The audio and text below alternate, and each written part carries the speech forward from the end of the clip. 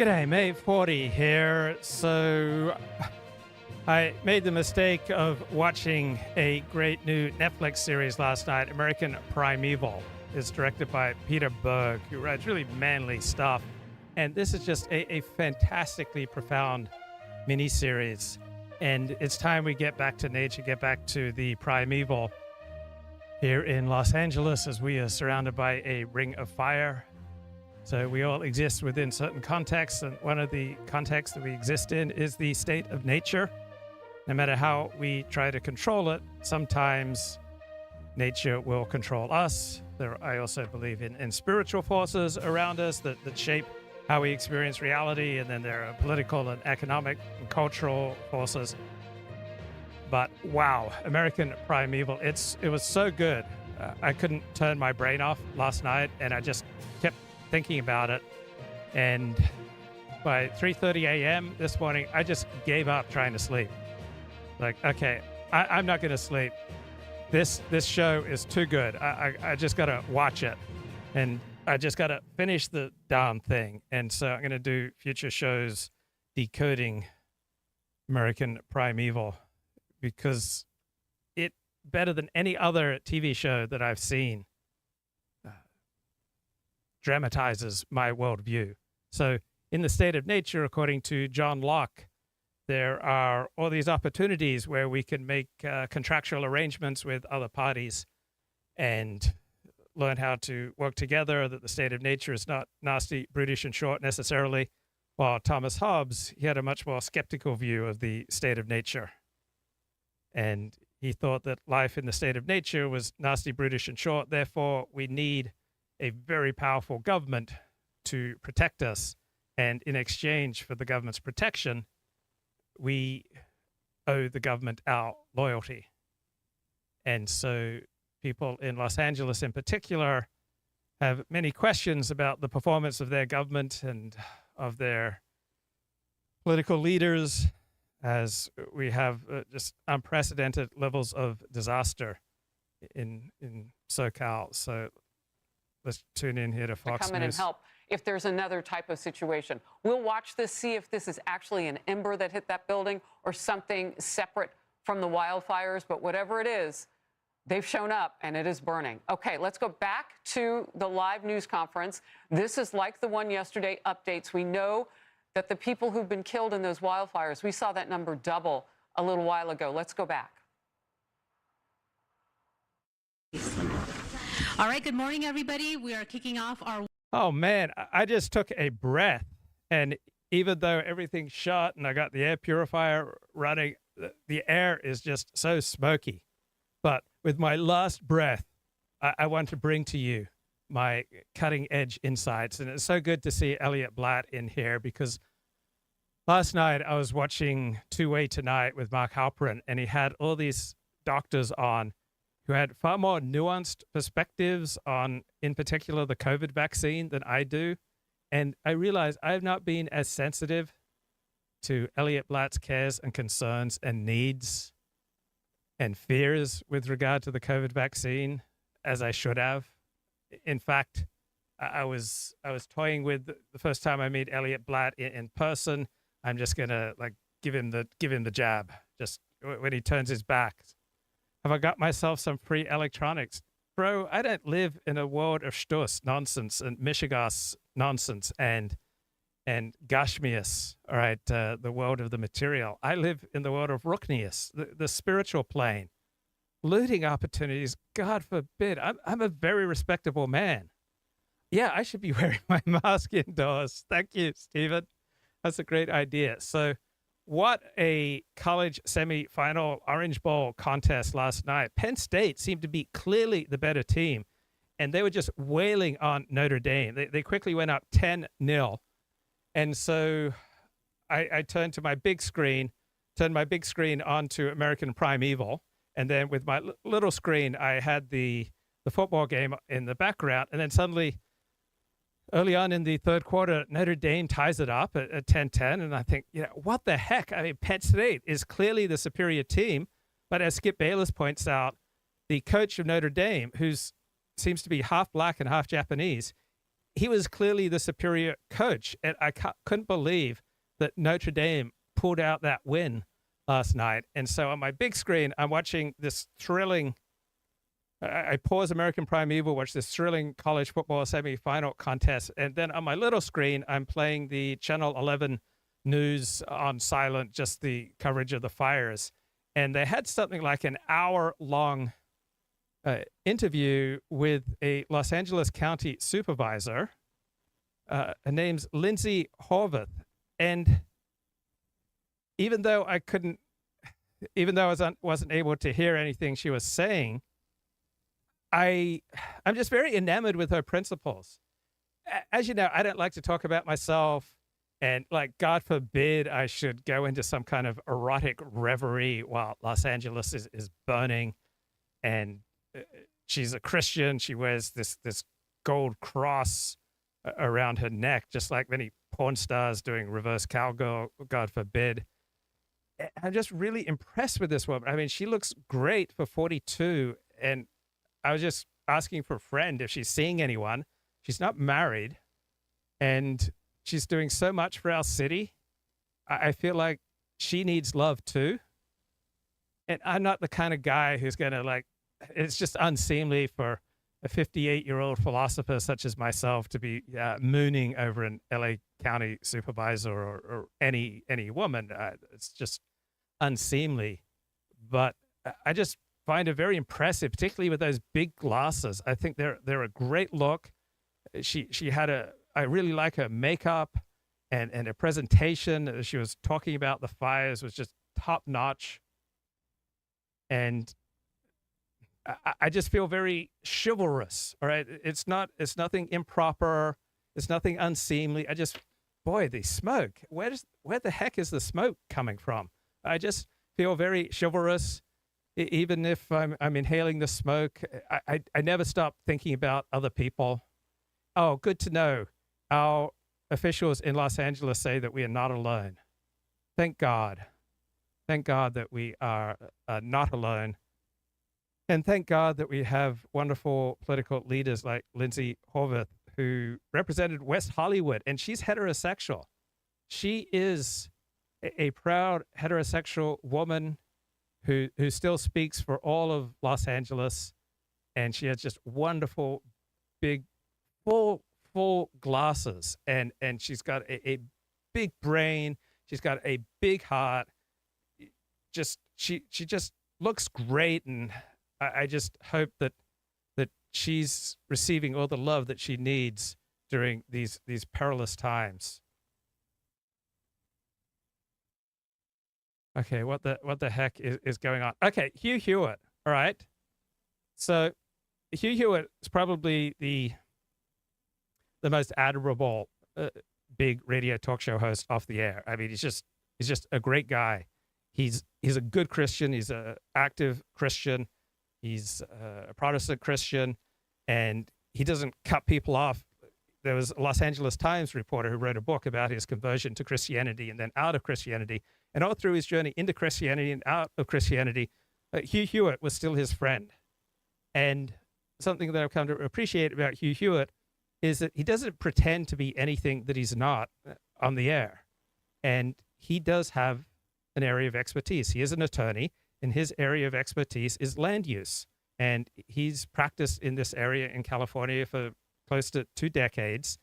And he knows what he's talking about. And during these confusing times, it's nice to hear perspectives from people who know what they're talking about. Right? There's a place for expertise.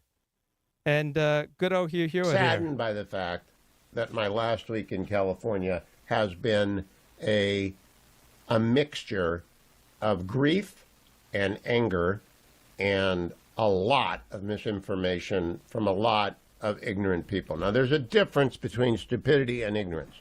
Stupid people don't have the capacity to know what they don't know, and so they ramble on and they talk. Ignorant people presume to speak to a subject matter, these fires are on the table here, without knowing anything about it. And there are lots of people in between, the totally ignorant and the totally stupid. I actually know a lot about California land use law, fire prevention, fuel load, water conservation. I know a lot about that stuff. And so I'm going to tell you a little bit about it this hour so that you have a little bit of background. But I do not need any more lectures on people about climate change and everything that Donald Trump is saying that is wrong. No, Donald Trump is exactly right. He has been dogging Governor Newsom, for 8 years about fuel management in the coastal sage scrub areas of California and about water conservation, about the Delta smelt, dogging him. And Gavin has been blissfully indifferent for 6 years. Before that, Jerry Brown was indifferent for 8 years. So we're suffering a lot of consequences out here. And I see people blithely saying, can't we talk about climate change? Jim Sciutto and I like Jim. Jim's a friend, CNN anchor. We were online yesterday, and well, can't we talk about climate change? I said, no, they got nothing to do with climate change. It's got nothing to do with climate change. 100-mile-an-hour Santa Ana winds are not new. They are not new. We've gone through them many, many times. This morning, the wind is picking up. I don't think we're going to get anywhere like we got earlier in the week, but it's picking up. The air is terrible. My eyes are full of the sort of flotsam and jetsam of the fires. But I'm 55 miles south of the Palisades, a little bit. We should have some gratitude and respect for the fantastic job that the mainstream media is doing covering these fires, the resources they're throwing into this, the endless hours of coverage they're often providing, particularly Channel 11 here in Los Angeles without commercials. All 4 of the major TV channels in Los Angeles are just doing wall-to-wall coverage of a very impressive variety. It wouldn't be a lot of fun being out and about. I mean, I thought about going outside and doing some stroll streams through the fires and thinking about, wow, wouldn't that be compelling? But then I thought, it doesn't sound like it'd be healthy. And so I'm not risking my health for you, right? But these mainstream reporters are out there risking their health for you because they love their job and they're doing it really well. We should have gratitude for people who do great work. And the mainstream media is doing great work on these fires. And Netflix, we should be incredibly grateful to them because American Primeval is an incredible show. It is really good. It's directed by Peter Berg. Here's a review on Google. No identity politics forced into this. It's so relieving to see a new series that hasn't been corrupted by DEI, where casting choices are dictated by talent, the period, setting, and location, and just making the highest quality, most entertaining series possible. The series lets you know how absurdly dangerous travel was before this country was settled, before the establishment of law and order and any type of infrastructure. So we tend to be quite skeptical of institutions on this channel, but thank God for institutions that we don't live in the violent and dangerous times depicted in American Primeval. I love everything that has been directed by Peter Berg. And I have some sadness right now, not just that people's homes are burning and that people have died, but I feel sad about my own lack of spiritual growth.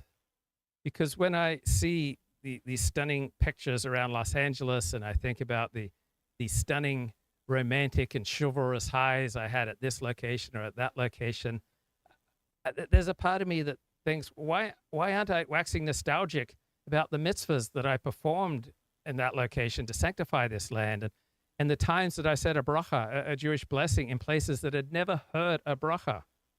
I mean, what about those blessed occasions when I makareh, brought closer to God these lost actresses? Or, I remember studying Pirkei Avot, a chapter in the Mishnah at this location. Or I said the Jewish prayer, the Shema there. Or I wrapped a tefillin outside that building.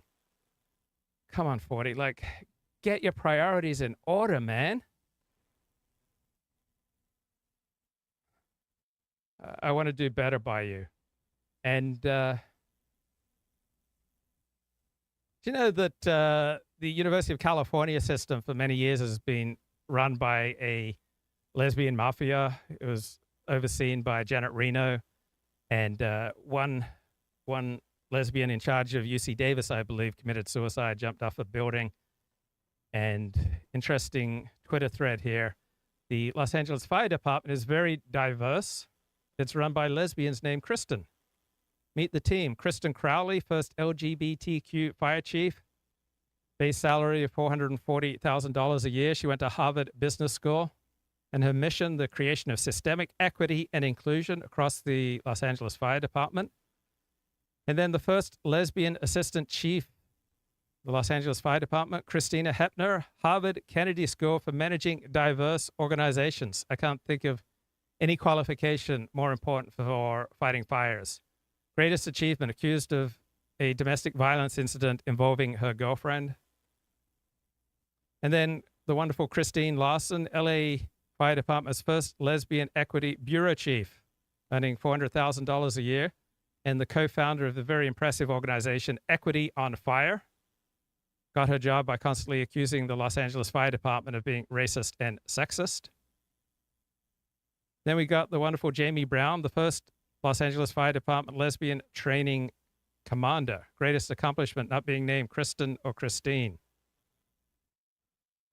Now, the old Los Angeles Fire Department was not diverse. It was run by white men. So thank God it's now run by lesbians named Kristen or Christine. The LAFD may be worse at fighting fires, but at least it gets its pronouns right. Right, Hugh Hewitt, man, he knows what he's talking about here. Further away from the Pasadena fire, the Eaton fire.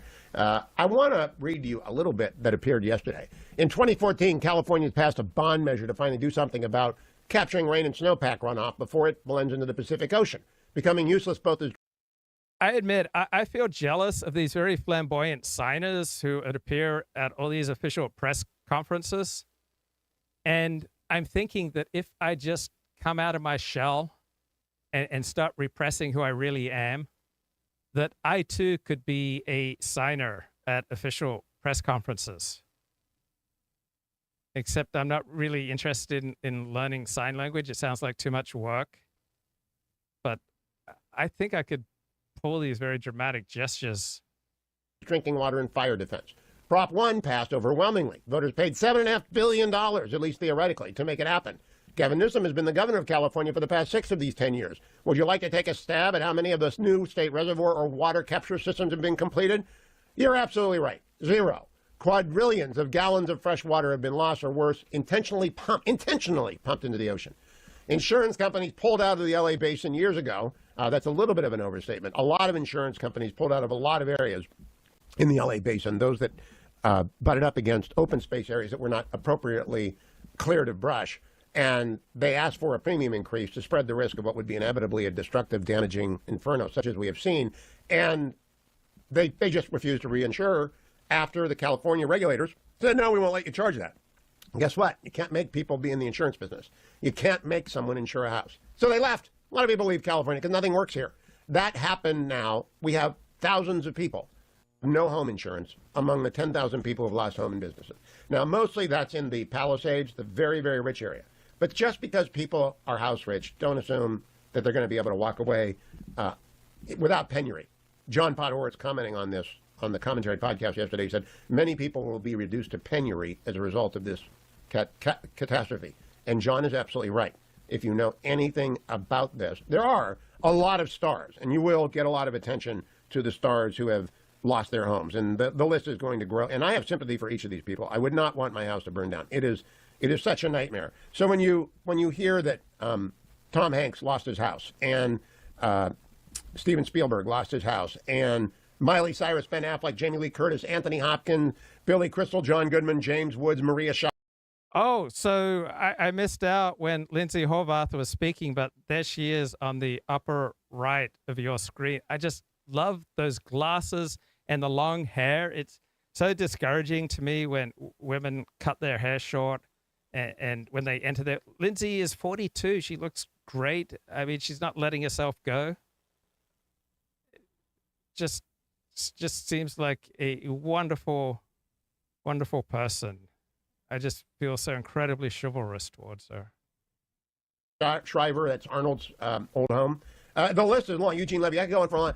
Many, many, many people with a lot of money lost their homes. Many people with no money lost their homes. But they're in the Palisades for a reason. Their parents or their grandparents moved there decades ago, and they have a house on which there was no mortgage and about or for which no insurance might have been available, and they are absolutely screwed. What I really want people to understand is this was all preventable. The Santa Ana winds are predictable. The necessity of having high water pressure in the elevated areas close to the... Okay, do I have a bug out bag? So most people I know seem to have a bug out bag. I have the intention of having a bug out bag. And so I think what really matters is what's in your heart. And so in my heart, I have a bug out bag. But I don't physically, in the tawdry, gushmious world of physicality and belongings. No, not a literal bug out bag, but I got a bug out bag in my soul, and I think that's what's most important. Like, my soul is prepared to travel, to meet new people, to make new friends, to be of service. Coastal Sage Scrub of the Santa Monica Mountains Conservancy is necessary. Malibu is burned before, but fires have always been contained because there's always been a plan. The fire season now goes longer when it doesn't begin to rain in December. It's kind of elementary that you should know this, that when there is no rain, and there hadn't been any rain. We had floods of rain last year. Floods of rain. It was the wettest year I've ever spent in California. I've been here in the winter since 1989. I lived here year-round from 1989 to 2016. Now I live in the Beltway, except when I teach, which is in the winter, January through March, a little bit of April. So I've been here every winter since 1989. Before that, I lived in 78, 79, and 80 out here. I know California in my bones. I have been a land use lawyer forever. This did not have to happen. I'm going to explain that to you this hour. Now, what I quoted to you was Dwayne's article for Hot Air, which our friends over at the Powerline blog quoted from extensively. Dwayne might not be much of a producer. In fact, he's not a producer, but he's a very... Having insurance is good. Having insurance is important. But the most important insurance that you can have is people in your life that you have a good connection with, right? If I have to make a run for it, right, do I have people that I can jump in their car? And do they have a full tank of gas? Do I have people that I can stay with, right? Can I crash here and there? Right, that's the most important type of insurance. Very good writer, and I would recommend that you go and read what he has compiled. He actually went and look. I'm just too sad. I know what happened here. I used to do this when I practiced law from 1989 to 2016. My practice generally involved appearing before federal, state, and local officials, asking them for the permission and the permits necessary to move forward with building houses and buildings. I'm a land use development lawyer, retired, and I teach constitutional law. The latter makes me acutely aware of the Fifth Amendment of the United States having to do with property rights, and it makes me... So the book of Matthew, chapter 6, verses 19 to 20 has some good advice. Do not store up for yourselves treasure on earth where moths and vermin destroy and where thieves break in and steal, but store up for yourselves treasures in heaven where neither moth nor rust destroys and where thieves do not break in or steal. That's the best insurance, the spiritual insurance. Me acutely aware of much of the absurdity of the regulation that has gone on unchecked for decades. Why I occasionally write pieces about how I hope the new Supreme Court steps in, revives Fifth Amendment rights, and begins to strike down the petty bureaucrats of the local planning commission, the California Department of Fish and Game, the U.S. Fish and Wildlife Service, the Army Corps of Engineers, Region 9 of the EPA, the dreaded California Coastal Commission, which is I'm going to tell you a little bit about that in the third segment of today's program, what these poor people have to come up against. But I do want you to hear, before we get going, in the next segment, I have a tape of one woman, of one of the 10,000 homes and businesses that have been destroyed, trying to communicate what has happened to her life. And the sorrow level is so extraordinary that I'll play that for you in the next segment. I want to read to you, though, a 6-year-old in the embers of his house, clutching 2 stuffed toys. A lot of stuff I love is gone. He didn't cry. It was just so deeply sad. It was so special to me, it's going to make me a little sad. I don't know why, but this is what happened to our house. And a lot of the stuff that I love is gone, and now everything is broken, and it's all lost its color and stuff. And these are the only things I have. And he has 2 small toys. Henry is his name. Henry is a great representative because he's not really young enough, he's not really old enough to understand the financial side of this, but he understands the emotional side of it completely. It is a catastrophe for thousands and thousands of our fellow citizens. Many of them, because they live in the Palisades, are not ever going to agree with me on anything. And we have to stop. Right. If you're a nationalist, then if you're an American nationalist, then these are your fellow citizens. These are your people. My God, I'm I'm even listening to George Will these days. Thousands of families watched their American dream burn to the ground on live television. The fires killed 5. That number will go up. Insurance companies will pay tens of billions of dollars in claims, which means rates for all of us around the country will go up. So now is exactly the right time to ask hard questions. And the stonewalling tells us everything we need to know. The utter destruction in California is the predictable result of policies and politicians that have prioritized all the wrong things and gotten their way. George Will is here, News Nation senior political contributor, Pulitzer Prize-winning columnist. Good to see you, sir. Fairness check. Am I being fair in that analysis? You are, and there's going to be an earthquake coming in California, the big real earthquake every once in a while. I mean, we've built a major metropolitan area in a desert on a tectonic fault. We're risking things. You ask for trouble in this naughty world. So the winds have died down, and the downside of that is it doesn't move the pollution out. But the Santa Ana winds are going to come back big time next week. So we are far from being out of danger. World, you get trouble, but there's going to be a political earthquake from this, Leland. The California government is so busy micromanaging life, from algebra classes in schools to the names of the schools, you name it. Just protect. So I lived in Newcastle, California for many years in zip code 95658, about 40 minutes up Interstate 80 from Sacramento. And everyone in my area had about 7 acres, which would just, we had a Mediterranean climate. So there was absolutely no rain after May and would just get very dry. Every day would be 100 degrees plus. And so extreme fire danger. And the type of people who lived in Newcastle and Auburn, it pains me to say this, but they were frequently fleeing cities and fleeing life with our fellow African Americans. And they were redneck. I'd never really heard the terms redneck before, but they were a different type of white people than I had experienced in my more genteel college campus life prior to this. So these were people who had used chewing tobacco. They'd keep snuff. My fellow students at Placer High School, they'd have chewing tobacco in their bottom lip, and they were called Aggies, and they would take classes in agriculture. And we would get out drinking water through a ditch that ran miles through the open countryside. But if anyone was at all careless, right, our homes, our lives would just go up in smoke. Now, luckily, there was high social trust, high social cohesion, but unfortunately, there was very little diversity. And so, yeah, on the one side, high trust, high social cohesion, very, very little crime, high quality of life, but very disturbing and sad lack of diversity in Newcastle. But there was this visceral fear of fire in the summertime, and we would all do everything we could to clean up the debris and cut down grass and do everything we could to reduce fire danger around our homes. Protecting endangered species, doing all these things. And people are going to say, can we get the basic things right? Public safety, basic elementary. The fire hydrants working. Adam Carolla, of all people, the comedian, had some thoughts on the political earthquake. Take a listen. All these people who were deep blue Democrats are now going to have to pull a permit to rebuild. And they're going to get the 28-year-old bitch from the Coastal Commission telling them to go f off.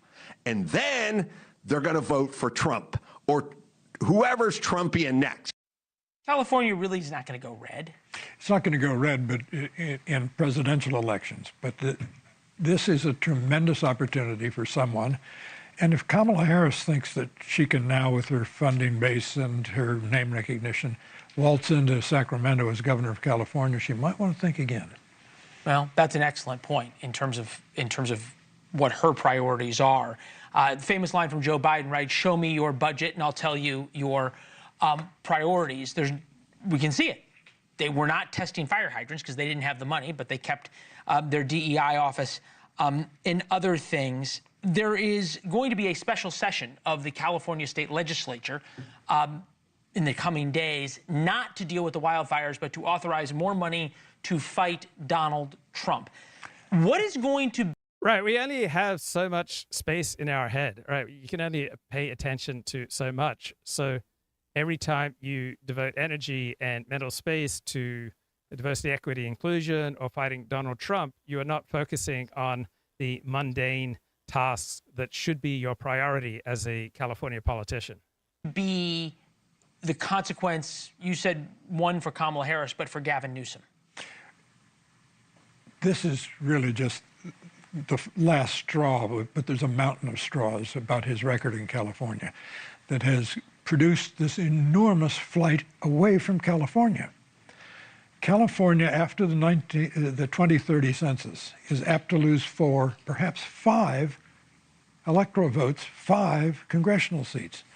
Leland, this is, for the first time ever, California, since the 1840s, is losing population, and it's not just losing it, it's hemorrhaging population. People vote with their feet, and I think we're seeing Donald Trump, of all things, seeing weakness. Right. What people say is not nearly as important as what people do if you truly want to understand their choices. And unfortunately, many people pay lip service to the glories of diversity, equity, and inclusion. But when you see their choices of where they live and where they worship and where they socialize and where they work, it's just often so painfully racist. And that sort of nothing excites him more than that of Gavin Newsom, and he's piling on. Thanks for watching. Go to joinnn.com. All right, great morning show this morning. Here's our friend Dan. At the top, so we'll see if either of them take questions. Donald Trump today, I think we'll talk about this in a bit, but a historic moment at 9:30, a virtual sentencing in his New York case. He will also, of course, have meetings at Mar-a-Lago. I imagine we will hear from Donald Trump at some point today, probably more than just Donald Trump, perhaps J.D. Vance, and I'm sure Elon Musk as well. J.D. Vance has no official public schedule at this time. The Supreme Court will hear. I can safely. All right, let's speed this up. Judges, justices, or juries, because I was wrong. I thought they would intervene and stop the sentence. Right. I think most court observers expected a Republican-dominated conservative U.S. Supreme Court to intervene to stop the sentencing of Donald Trump. Did not happen. Sentencing. Here's what Donald Trump said in reaction to the Supreme Court ruling. Please roll 101. And they called for an appeal. So I read it, and I thought it was a fair decision, actually. So I'll do my little thing tomorrow. They can have fun with their political opponent. As you know, I'm under a gag order from a judge. This is a first. So, Sean, why is Donald Trump being so gracious towards the Supreme Court that ruled against him? I have 2 theories on this that are tangential to each other. The first one is I think his lawyers told him, look, you're gonna. This is really stupid. This is nothing. Don't. You've had a great. Don't get upset about this. Right. There's nothing you can do. So my guess is that knowing that Marshawn has already expressed that this is basically just a PR stunt show, like there's no real sentencing aspect of this. And second, this goes to my bigger and broader point, and it ties into like the funeral yesterday. There is a sense, I've said this before, there was, after 2016, we faced these legitimacy headwinds. You saw it at the funeral yesterday in plain sight. Like, he is now part of the club. There's an acceptance, not just an acceptance of Donald Trump, but a celebration of him, a welcomeness of him. People are coming out to the inauguration, donating to it, wanting to be part of it. They're not quitting. I mean, and I think part of this is that his team reminding him, dude, you're having a great day. Don't upset the apple. Best friggin' mulligan of all time so far. Yeah. So to me, I just think this is an overall mindset of how he's going into this vastly different than 16. And this is why I continue to believe that you're going to see a very, very different Donald Trump, both on Inauguration Day in terms of the speech that he gives, the tenor of that. And I think the first 100 days, he's not looking for the fights that he got last time. But I've really spent a ton of time thinking about this because it's so fascinating. And I'll be honest, I'm a bit jealous. It's a different mindset. We were literally. This is a really exciting time to be alive, and your professional choices so shape you as someone into reporting and journalism from the age of 8. From 8th grade. That was my career path, and so I'm an adrenaline junkie, and like disaster really gets my adrenaline going. It's hard for me to sleep. I leave this YouTube channel and Los Angeles TV station on just the audio at night. Fox 11 Los Angeles. It's just a fascinating story, and the pictures and the anecdotes that come out of it, and the political, social, cultural issues that are raised just completely grab my attention. And I want to be here for the people of Los Angeles during this painful and confusing time.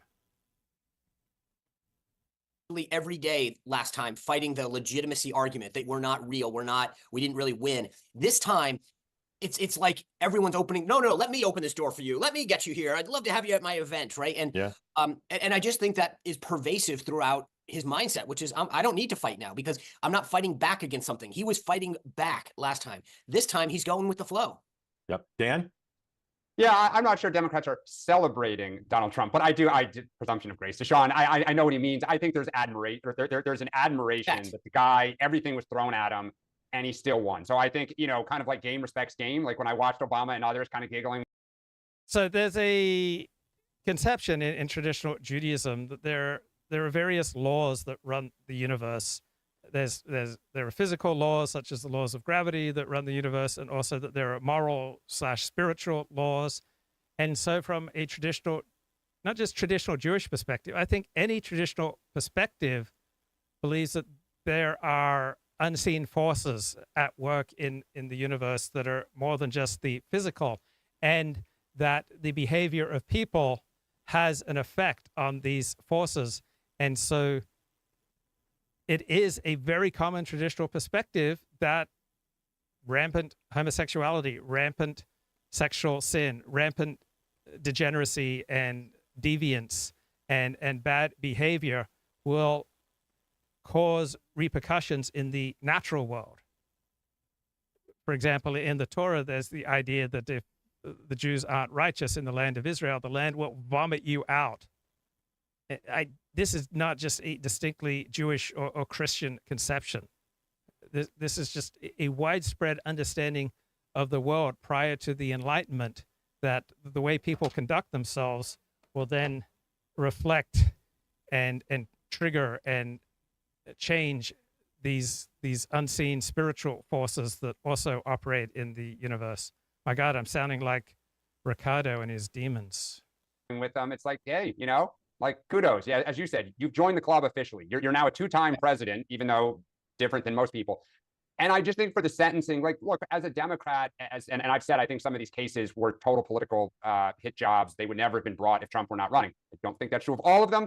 But this one in particular, I know they went after John Edwards on something somewhat similar, but the way that it was kind of not pursued, and then all of a sudden it kind of came back to life and was the first case. It's just ironic that it's ending with Trump about to assume office. Trump is kind of laughing it off. It has no teeth, right? There's not going to be jail time or anything of that nature. It's like they just want to say they did it. It'll be, an asterisk on the history book. But I think there is great irony here in how this is all ending. And it is unquestionable that it played a huge role in him winning this race. I mean, I think, yeah.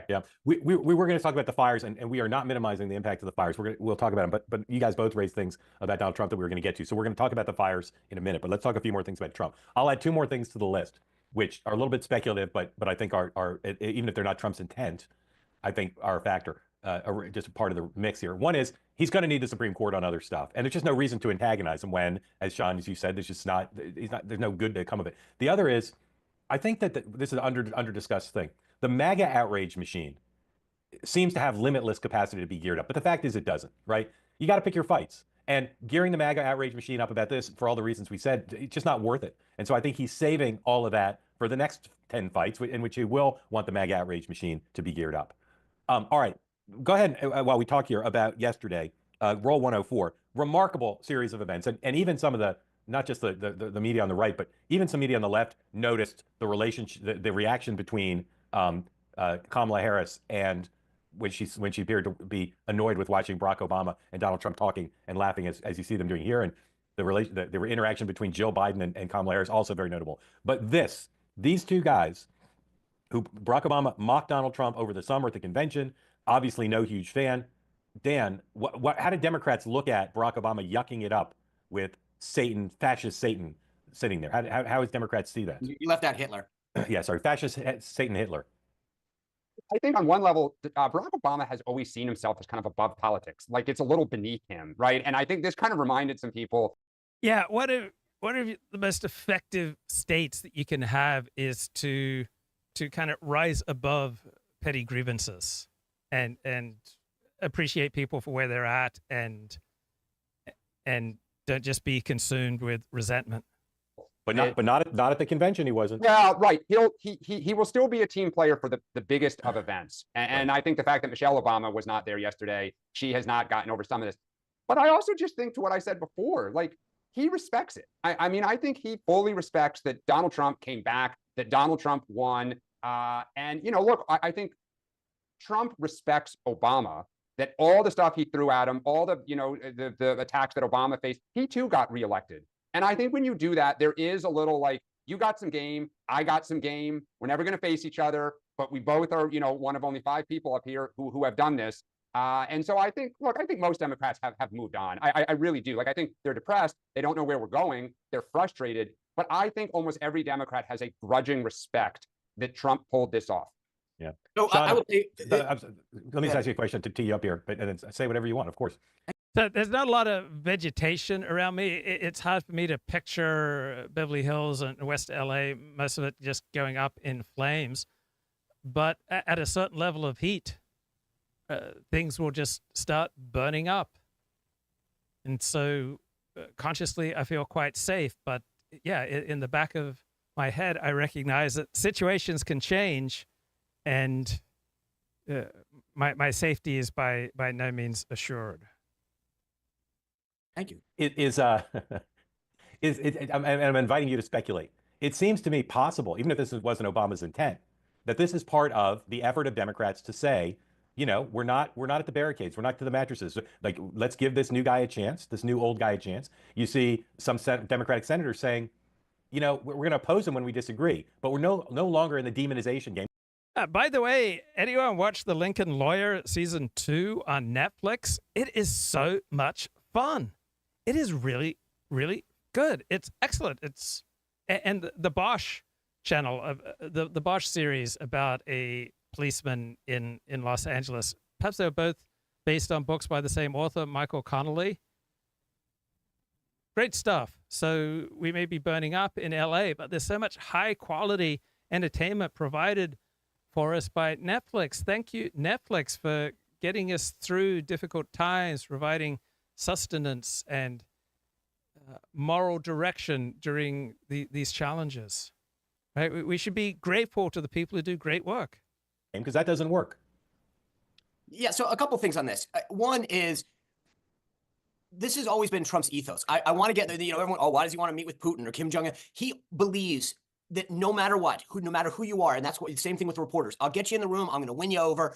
I just need that one-on-one time. I'm gregarious. I'm fun. I mean, like, so is it the last 4 years that Notre Dame gets into the semifinals of the college football playoffs and then gets absolutely creamed? Now, for the first time in decades, that they're in the final and they're going to play the winner of Ohio State versus somebody. Ohio State looks so impressive with Chip Kelly as their offensive coordinator. I mean, who are they playing? Texas? It just looks like Ohio State's just going to run away with it. I don't see how Notre Dame can stay on the same field with Ohio State. I don't see how the Texas Longhorns can even stay close to Ohio State. Just some great football coming up. And then it's NFL playoff wild card weekend. So, yeah, the city may be burning up, but there's just so much high-quality sports and entertainment to enjoy. Like, thank you, God. It's true. He's one of the most charming people in the world, one-on-one, and he can disarm people in an amazing way. So that's number one. Number two, to Dan's point, look, this is assigned seating. This wasn't like Trump and Obama went off in the corner and hung out. So there is a level to which I get we do what we do. We analyze this. And I mean, I literally have had so much fun being like lip syncing this thing and being like, so anyway, Joe says to me, I could win and Obama's, I mean, like I've had so much fun with this. But at some level, we've got to remember, I mean, this is like we've all done those situations at church, at a wedding, at a random dinner party where you're sitting next to someone and you're just a human being and you're nice. And and like I said, I spent a ton of time on my show last night talking about it. So I love this thing. I can't believe Ohio State's only a 5.5 point favorite for tonight's game. It's fun because this is what we do. Yeah. But at some element, it's literally like the dude's sitting here, I'm sitting here, we're just chatting and we're two presidents. Okay, you know who didn't get that memo is Karen Pence. Well, I would say so, but right. She I mean, Obama could have pretended to read the program. He could have talked to Bush. Right, Laura and he could have Bush. also I mean, just been like, hey, that's enough. Yeah. Attention. But I think the other thing is, look, I thought that conversation in itself was. Women tend to take things very personally. And C.S. Lewis made the point, was it in his book, Mere Christianity, that if your kid hits a ball through the neighbor's window, you'd rather deal with the man of the house and not the woman. It's phenomenal. Like just watching it, trying to guess. Phenomenal. But the one that really intrigued me is when you watch Kamala Harris coming in and Mrs. Biden, literally the look that she gave her was, I mean, you might as well have put a sheet of ice between the two of them. Nobody talked to Kamala. The look that she has when she turns around and looks at Obama like in disgrace, like how dare you talk to that man? But then the look that Mrs. Biden gave Kamala when she came in, which was like, I'd rather be sitting with Trump than you, was I think pretty telling. And we saw that at that Veterans Day event as well. Yeah. Like there is unbelievable.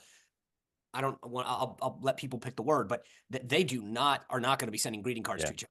You know, it's So some very smart, accomplished, professional Jewish blokes I know keep side gigs working for the fire department or for the Los Angeles County Sheriff. I mean, it's a really manly thing to do, is to have a side gig like that in law enforcement or in fire safety. Or I think one of the most admirable things that you can do for a hobby is identifying murderers. So there are all sorts of citizens groups doing very useful work, detecting when there are serial murderers operating and who's a likely murderer if they do it reasonably and responsibly. It's an elevating, uplifting, important hobby to take up, is to go into figuring out who's killing people. interesting, Sean. At the veterans event, when people made that point, I was like, oh, come on. Like, I'm sure it's not, whatever. They were just trying. But the fact that it happened twice, I'm like, ooh. But she did briefly hold her. And also there are citizens groups, safety groups, neighborhood watch groups. We have Hatzalah, which is an emergency medical group in Orthodox Judaism. It feels really good as a man to participate and to be helpful to your community and to help keep it safe. Her bag, right? Yeah. She briefly held her bag, then passed it back. I don't know. I'm glad I invited you to speculate. We don't really know. But my reporting is that there is a frostiness now, and including amongst the staff to some extent, and that there's lots going on with the fire. And people I know met their spouses through volunteering. Right? It's one of the healthiest things that you can do if you're able to do it moderately, right? Don't do it to an extreme level where it's detrimental to the quality of your life. A few hours a week. Fires and with the canceled trips and with the Biden farewell speeches, and my spidey sense says that is not the last we have heard of these themes. One point on that's interesting, because you mentioned the canceled trips for both of them, both Harris and Biden. Overseas trips, yeah. The overseas trip, Biden was going to go to the Vatican, and Harris had a several country trip plan. But this gets back to something that we talked about a while ago, which is if you leave the waning days to throw out all of your legacy issues, this is the kind of fraughtness that Exactly. And I will be interested to see what happens Monday, Tuesday, Wednesday, because he went off to the State Department. He's trying to, he's now going to have to squeeze things in awkward ways that he wasn't going to in the past.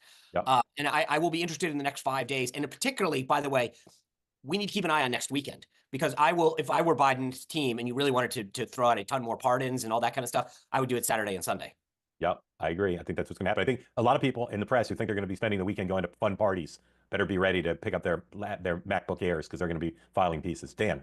Yeah, I just wanted to add, because There aren't many Orthodox Jews in the news media, because as an Orthodox Jew, you're expected to keep the seventh-day Sabbath. But there are some. Ari Goldman was a longtime New York Times religion reporter who's Orthodox Jew. There are news writers. There are a growing number of Orthodox Jews in journalism. There's a woman who's an Orthodox Jew who covers the Dallas Cowboys for USA Today. there are quite a few Orthodox Jews in tabloid journalism at the New York Post and the New York Daily News.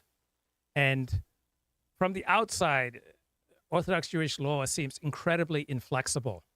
But when you live it, it's incredibly flexible. All right. All of Jewish laws can be waived except for three for the sake of saving a life. And a severe danger to your health or severe enough level of pain is the equivalent of saving a life. So there are ways that Orthodox Jews, where necessary, can go to work on the Sabbath if it can be understood as lives are at stake. Now, you're encouraged not to do it, to see if you can hire someone in your place. But in these extraordinary times, all right, it's not like Orthodox Jews are just living like the Amish, just completely hamstrung by the bewildering minutia of traditional Jewish law. I see it in both chats here, this idea that, like, it's very phony because Obama savaged Trump during the campaign. I will just remind people, Trump savaged Obama for, the last 15 years, including something called the birther movement. So look, both sides were gracious. Both sides understand that in politics you say and do a lot of things to try to get an advantage and win a race. And I think both are big enough to say, ha ha ha, you won, I won. The exception that proves the rule. So one of the great things about going to synagogue is that you meet people who are expert at what they do. Like, you get to meet some of the greatest attorneys in Los Angeles, some of the greatest forensic accountants in Los Angeles, some of America's best poets, best philosophers, best movie and TV directors, best writers, best journalists. You meet like some just fascinating people. You just learn so much about the world around you just by showing up to synagogue. And when you're at an Orthodox synagogue or any synagogue, there is a sense that you're in a safe place, that you can let your hair down. People don't tend to have their defenses up. Usually, the more affluent the synagogue, the more emotionally cold it is, because richer people have to keep much more of a guard up because so many other people will try to take advantage of them. But in general, it's just a very Hamish, just a very warm place where you just often meet brilliant people. And I love brilliant people. I just love talking to them. It's the most exciting thing for me. Rule is, if you're Karen Pence and someone cheers for the death of your husband, that's apparently a bridge too far. Right. Yes. Well, and the thing that I thought was odd, by the way, and again, respectful, like, one of the things that I loved, and I know this sounds corny, that I loved about yesterday, when I moved to Los Angeles in March of 1994, and I started going to Aish Torah, which is a Haredi synagogue that specializes in outreach to secular Jews. One of the first people I met was a guy who works for the Los Angeles Fire Department, right? I didn't expect to meet a Jew who worked for the fire department. Jews typically don't go in for those kind of jobs. But you can go to a synagogue and you can meet someone who knows about fighting fires. The pomp and circumstance and the protocol that still exists in our country. The vice president's standing when each of the presidents went by. That's just, there's something it's sad that it's the case.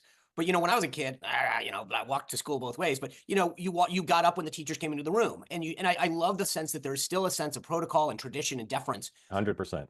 And again, just for people who are going to, go after me, I get it that Trump's not a tradition and norm guy, but that doesn't mean I can't be.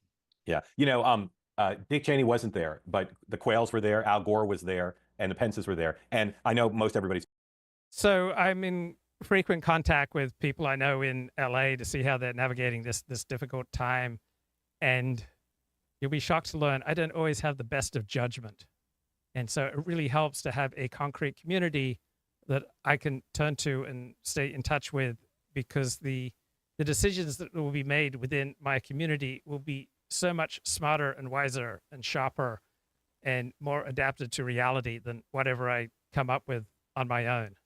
And so if we all have to flee, right, I'll have to flee with my community, take my community with me, and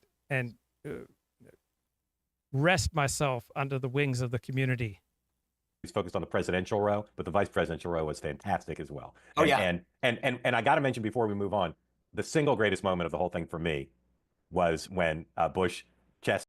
So fear sounding like a cliche, but during difficult, anxious, frightening, painful times, it's so helpful to have friends, family, community that you can share your fears, anxieties, pain with, and get recommendations or just a sense that, hey, we're in it together.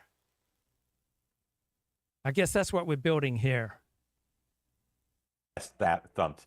I mean, I loved that. You know, one of my favorite Bush lines of all time is when he said in the convention, he said, well, two things. It ain't bragging if you can do it. And he said, you know, and people say, I swagger. In Texas, we call that walking. And he was in that full mode. I couldn't get enough of it. That guy is just. But it's just, you know, and again, that gets back to I voted for George W. Bush twice, and he may well be among the 5 worst presidents that this country has ever had. And Steve Saylor was asked by New Yorker writer Andrew Morantz a few years ago about what's the difference between paleocons and regular conservatives. And Steve Saylor says, well, as with regard to the 2003 Iraq invasion, that paleocons saw and predicted this would be a major mistake, and people with a more biological understanding of reality predicted that the American invasion of Iraq in 2003 would be a major mistake. And Andrew Morantz apparently wasn't very happy to hear that. But the people with the paleocon outlook on life, they just tend to be consistently right. It's the branch of conservatism that seems to me most in line with reality and particularly helpful at avoiding the disastrous policies of compassionate conservatives such as George W. Bush. And I did not favor the 2003 Iraq invasion. I didn't fight against it either. I just didn't have an opinion on it. Not because I'm so wise and perceptive. I had so much deference towards Dennis Prager's perspective, and that was his perspective prior to the invasion of Iraq. He said it was the riskiest thing ever done by an American president. He didn't support the invasion, though once we were there and we'd conquered the country, he says we've got to stay there and clean it up. Only he can get away with that. Obama accepts it. Like, it was cool. Yeah. Nobody was offended by it. And again, it's just. All right. I said it was last. Oh, sorry, go ahead. I apologize. No, I'm like you. I'm so excited about this. One crazy thing is. I went back to Gladstone, Australia a couple of years ago. And well, I shouldn't. The woman doing the weather was considerably overweight and not terribly attractive. And I just think that's sad. Which couple was not involved in any of the drama? The Clintons, who are normally front and center in all drama. They were just like off the side. You know what? The funny thing, to your point, Mark, I got to tell you, if of all the people that were probably jealous of that, you know, in terms of the seating chart, Bill Clinton's on the far end, and I'm thinking he's starting sitting there, can I switch seats? So a great comment in the chat, any good soul food restaurants in Pico Robertson? So I remember I was at a very posh modern Orthodox synagogue, and one Sabbath morning, the president of the synagogue got up to speak, and he said, if the owners of this new soul food restaurant nearby know the future direction of this neighborhood, then we should all be selling our property right quick. It's a major topic of conversation in LA, real estate prices. And I remember the first time I met Jewish women. It was this Persian woman in Sacramento, and when she recognized that me and my friend Michael were bachelors, she said, show me your tax returns, right? She needed to see our tax returns before she'd set us up. And Jews tend to be quite forward and quite frank about many of the natural passions, including discussions of money and wealth. And it's not unknown that Jewish women will inquire whether you rent or own. And Kip, if he said it 100 times, he said it 500 times on this show, it really distresses him how difficult it is for young people to buy a home these days. And these fires are another argument for why many people are much better suited to renting. So many of the normal, natural, healthy concerns of people are not my concerns, because I live in this abstract world of books and ideas. And I don't spend a lot of time thinking about real estate or buying real estate or buying a house. And I don't feel sad that buying a home is difficult for many young people. And it's not an obsession with me. I recognize that some people buying is a good idea, for other people, not such a great idea. let me in on this. I want to go back with the vice presidents. He Exactly. was dying. Exactly. I have to talk to Hillary the whole time. The whole thing. I've watched it like 6 times. I'm on a loop this weekend. All right. One of the things we've talked about here, which again is not a navel-gazing media thing, but the Trump administration's relationship with the legacy media, the dominant media, whatever you want to call them, is an incredibly important part of how this will go. And on one hand, there's been talk of changing the seating in the press room, not giving access to traditional news organizations. We'll see how that plays out. But one thing I'm Mark, again, without that's not going to these guys are not stupid. They're smart. They're professionals. There may be some changes, but no one's getting kicked out. Access may, but I had this discussion. We'll see what the changes. It's going to be greater access. Not, I mean, we literally let Corinne Jump here get away with taking away 400 hard passes. No question. They will increase access. No question. It's going to be greater access. There was this beautiful girl who I went to high school with, who I just clicked with, but we never did anything because she always had just a complete loser boyfriend. But we just clicked, and then we reconnected a few years ago, and we both kind of wished that we'd paired up in high school. And women tend to have a very keen sense of their status in the sexual marketplace. And she says, yeah, it's so sad because you wouldn't want me now. I'm fat. And she was such a beautiful girl in high school. And then she just packed on the pounds. But will Trump go to the correspondence dinner? Some people hopefully not. I know that's what you think. All right. So one thing I'm a student of is when Trump officials get profiled, right? They rarely cooperate.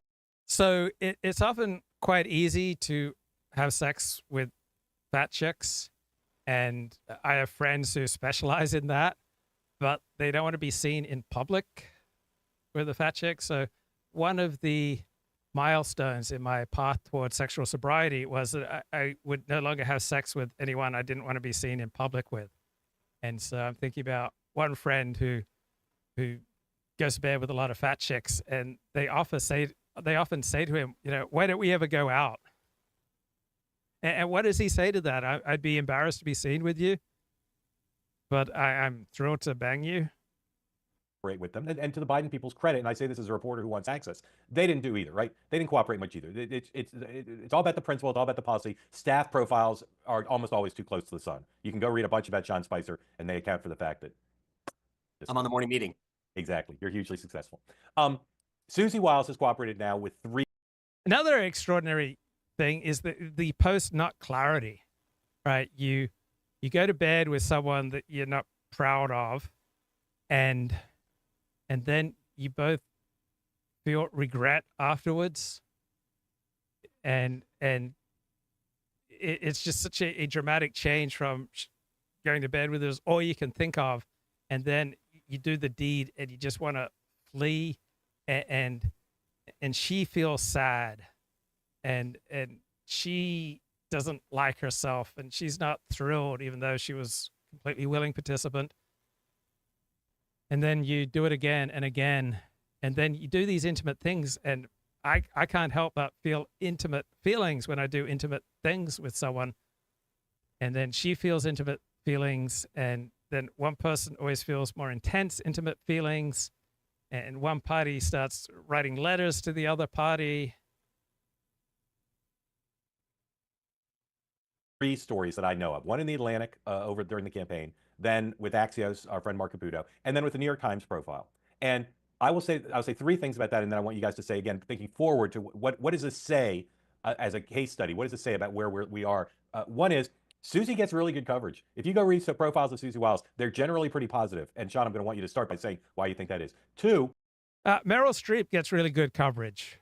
Right? Meryl Streep does not show up in the tabloids because she does not engage in tabloid behavior. Key reason that Susie Wiles gets good coverage is that she treats people in an honorable way, and she conducts herself in an honorable way.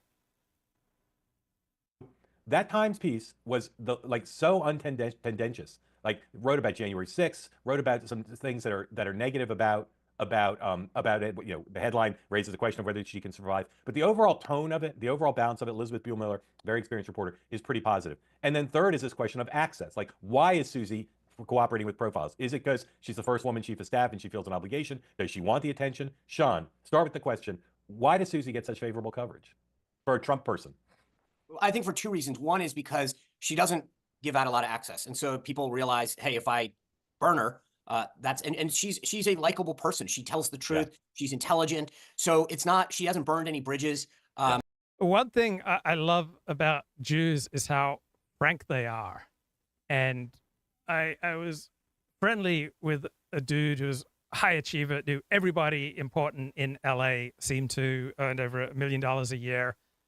And he said something like, how's my wife going to do any better than me? And she was a beautiful, accomplished woman in her own right, but he was just brutally frank. I mean, this guy had the world at his feet, and he didn't humble brag. He was just frank. Like, there's no way that she's in her 40s now. There's no way that she can do better than me. She's not contentious, right? So I think generally she's a well-liked, well-respected person, and the profiles reflect that. That's number one. Number two is she doesn't seek attention in any way. What's also fascinating to me is to watch how power waxes and wanes in relationships. All relationships, not just romantic ones. So when employees have more power, then the bosses have to accommodate them. When the bosses have more power, then the employees have to accommodate them. When the husband is particularly successful in the world outside and his value increases, the wife has to cater to him more. When he goes down in status in the world, then he has to cater to her more. I love watching people navigate the changing fluctuations of power. When you're at a social gathering, you start talking to someone and they're looking around the room to see if there's someone more important that they can talk to, or you find yourself engaging in the same behavior. And you saw that the night of the election when literally she wouldn't even come up on stage. And you know, that's normally you do it just because he asks, not because you seek it. He'll call you up and you go up to the podium. So I don't think people look at her as like they respect the fact that it's few and far between. That being said, I am intrigued. You know, Mark Caputo is a special case. Yes, it was Axios, but he's a very well-respected, longtime Trump reporter. So and he was between gigs. So I'll give him but like the idea that it's been Axios, The Atlantic, The New York Times is a bit concerning from a conservative standpoint. But it also goes back to my big point that I was trying to make before about changes. Like, all of these hand-wringing from the mainstream left-wing media is nuts. I've had this conversation over and over again. Look at the access that's been given to a lot of these people, including we talked about this the other day, the first question at the press conference that Trump held was the New York Times. These guys are manufacturing a faux controversy. But for all those reasons, I think Susie gets great attention. And I think the bottom line is, the other thing is that is the bottom line. Look at what it's different. Susie has succeeded. And I think that's very different in a world of campaign managers and chiefs of staff that have tried different tactics. She has. All right. This is a much talked about interaction with Gavin Newsom. To the president right now to specifically answer the question of what we can do for you and your daughter. Can I hear it? Can I hear your call? Because I don't believe it. California Governor Gavin Newsom is being criticised by some for water mismanagement as hydrants ran dry while fires multiplied. So I have to get cell service. So let's get it. Let's get it. I want to be here when you call the president. I appreciate it. I'm doing that right now. And it's to immediately get reimbursements, individual assistance, and to help you. I'm devastated for you. I'm so sorry, especially for your daughter. I have 4 kids. Losing the school. Everyone who went to school there, they lost their homes. They lost 2 homes because they were living in one and building another. Governor, please tell me, what are you going to do with the president right now? We're getting the resources to help rebuild. I have fantasies about myself in political office, but would I be particularly adept at it? Would I stand out well to the pressure? Would I have clarity during a time of crisis like this? Would I know the right thing to say to people? Why was there no water in the hydrants, Governor? That's all literally. Is it going to be different next time? It has to be. Has to be, of course. What are you going to do? I'm doing to everything. Fill the hydrants. I would fill them up personally. You know that. I literally have. I would fill up the hydrants myself. I would. I understand. But would you do that? I would do whatever I can. But you're not. I see do you know there's water dripping over there, Governor? There's water coming out there. You can use it. As the fires continue to spread, as you heard the frustration there, obviously.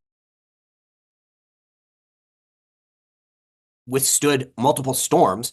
And I think there's a level of, okay, like what are you going to say about her? I mean, she's been successful. Yeah. Two things, Dan. One is, I can't tell you the number of Democrats I've heard from since Trump won who dealt with Susie Wiles, who really are impressed. And not just about her skill, but about what a nice person she is. And then second is, do you think that there's going to be pressure on the media to not do this? Like, do you think Democrats will give Elizabeth Buemiller a hard time? Or is this part of the glasnost that we're going through with Trump world in Washington? Oh, I don't think they're going to pressure her. I think this is about what we said regarding the funeral. There's admiration, grudging on the left that he won. And by all accounts, even Trump's, she played a significant role in that. And as Sean said, she's a genuinely nice person. I had some experience with her when she was at Ballard Park.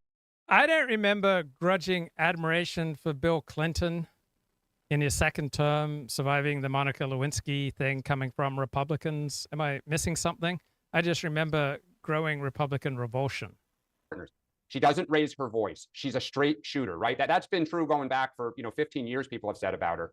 And they were successful. I think taking out DeSantis, we've talked about this a little bit, was not by accident, right? It was just like an unbelievable takedown, the fact that he won the presidency as well. And so I think there's admiration. She's a good person. And they're trying to, why is she so good and why is she so effective? And that's something the Times or anyone else should be writing about. But let's just to be clear, the New York Times story, we're grading on a curve here. It's not a good story. It's a good story. It reflects, I think, accurate. 100% on the I would curve. not like the story. I mean, it brings up. So your question to Dan about Democrats, if you read that story. One wise journalist told me there's nothing people like more than talking to a reporter, and there's nothing that people hate more than seeing those words end up in print, right? The part of ourselves that wants to unburden often gets tremendous release when we are interviewed, but then that the writer is engaged in the kind of supportive, mothering, nurturing role when they're talking to you because they want you to unburden, but then it is the harsh, critical father side of their personality that shapes what you say. I think Democrats would be happy. They're pressing her on all these issues. She looks good in Trump world because of the job that she's done and the respect that she's earned. But the New York Times, I didn't look at that piece and go, wow, this is I wouldn't put that on my wall. It's not a puff piece, but if you read it, you'd say, okay, I get why she's effective and right. But I mean, it's 100%. It's 100% on the curve. If the first female White House chief of staff was for a Democratic president, she'd be on the cover of Vogue. So call me when Susie's on the cover of Vogue. I agree with that. Also, it's a footnote, right? And again, as a conservative, I think generally our side doesn't go around. We're not looking at. Do you follow the Commentary Magazine podcast? It's for really smart neoconservatives, and I don't share their neoconservative interventionist worldview, but they consistently provide interesting, thoughtful commentary.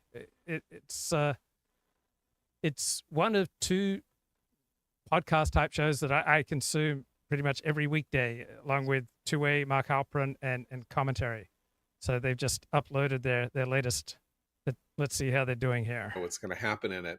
But I did want to point out that the Supreme Court last night, I think completely understandably, since it's a state case and not a federal case, it did not rejected, though by a 5-4 margin, rejected his claim that they should intervene and halt the sentencing in the case, saying basically that since the judge had announced, Judge Mershon had announced that he would not sentence him to any time and that he wouldn't be bothered by it, it was not a big deal. That the process could continue the appeals process continue in New York, and that was fine. It was Amy Coney Barrett and Chief Justice Roberts who concurred with the liberals on the court that this was okay. Now, I just want to read to you what Ari Hoffman of the New York Sun, who is has a law degree from Stanford, what he writes here. 5 justices would have been required to halt the proceedings in New York. The majority of the court instead reckoned that the sentencing, quote, will impose on the president-elect's responsibilities, unquote, a burden that is, quote, relatively unsubstantial, unquote. They also reasoned that the alleged evidentiary violation at Trump's state trial can be addressed in the ordinary course on appeal. And then Hoffman says, President-elect will now presumably pursue that appellate course from the Oval Office, something that has never been done before. So in all this yakking and mainstream media coverage, which is usually excellent with regard to these fires in LA, everyone's dancing gingerly around the eucalyptus question, right? We didn't have eucalypti in California 300 years ago. It was foreigners who brought eucalypti into our midst. And then the eucalypti, they are guests in our land, right? But they act all entitled. They suck up our vital national fluids. I mean, they take far more than their fair share of water. They outcompete our native vegetation.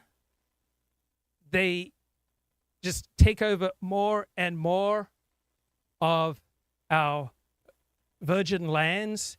And then when a fire comes along, they're just incredibly dangerous because they're filled with oil and they crackle. They take the best jobs. They dominate our banks, our media, our entertainment. They're lobbyists. They're doctors. They're lawyers. And do they really have our best interests at heart? I would think that we should take a stand. And I don't know exactly where we need to regulate the eucalypti, but we should recognize that different forms of life have different gifts. And the eucalypti are among us. And people think, oh, this is just another form of plant life. But it's not just another form of plant life, right? The eucalypti exhibit a culture of critique, right? They're just sucking up so much of our water. They go on fire and they create hazards. They're just taking over and just, I don't like to overstate, but frankly, there's a genocide going on for our native vegetation. And the eucalypti have simply seized the high ground in way too much of our country.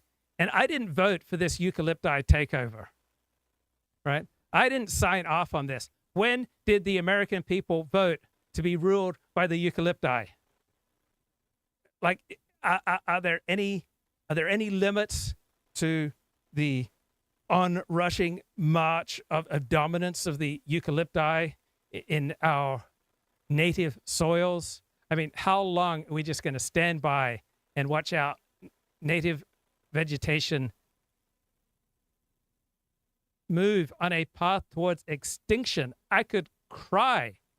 I mean, we've got a native vegetation genocide going on right now, and nobody cares. Nobody cares about the suffering of our native vegetation. Is just being ruthlessly wiped out by these foreigners. And whoever voted for a eucalypti takeover, and you can't even raise the question, all right? You just even raise the eucalypti question and you get banned off social media. You lose your job, you lose your standing.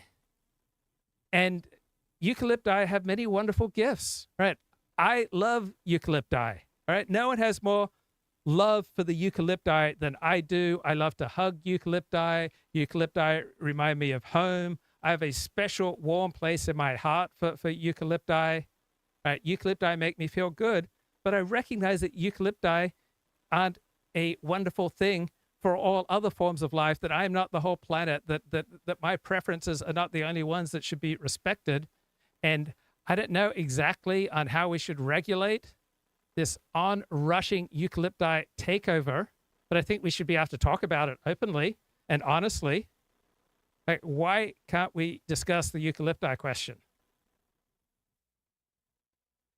Bloody hell. His attorneys had argued that sentencing the 45th president during his presidential transition would, quote, inflict grave injustice and harm to the institution of the presidency and the operations of the federal government.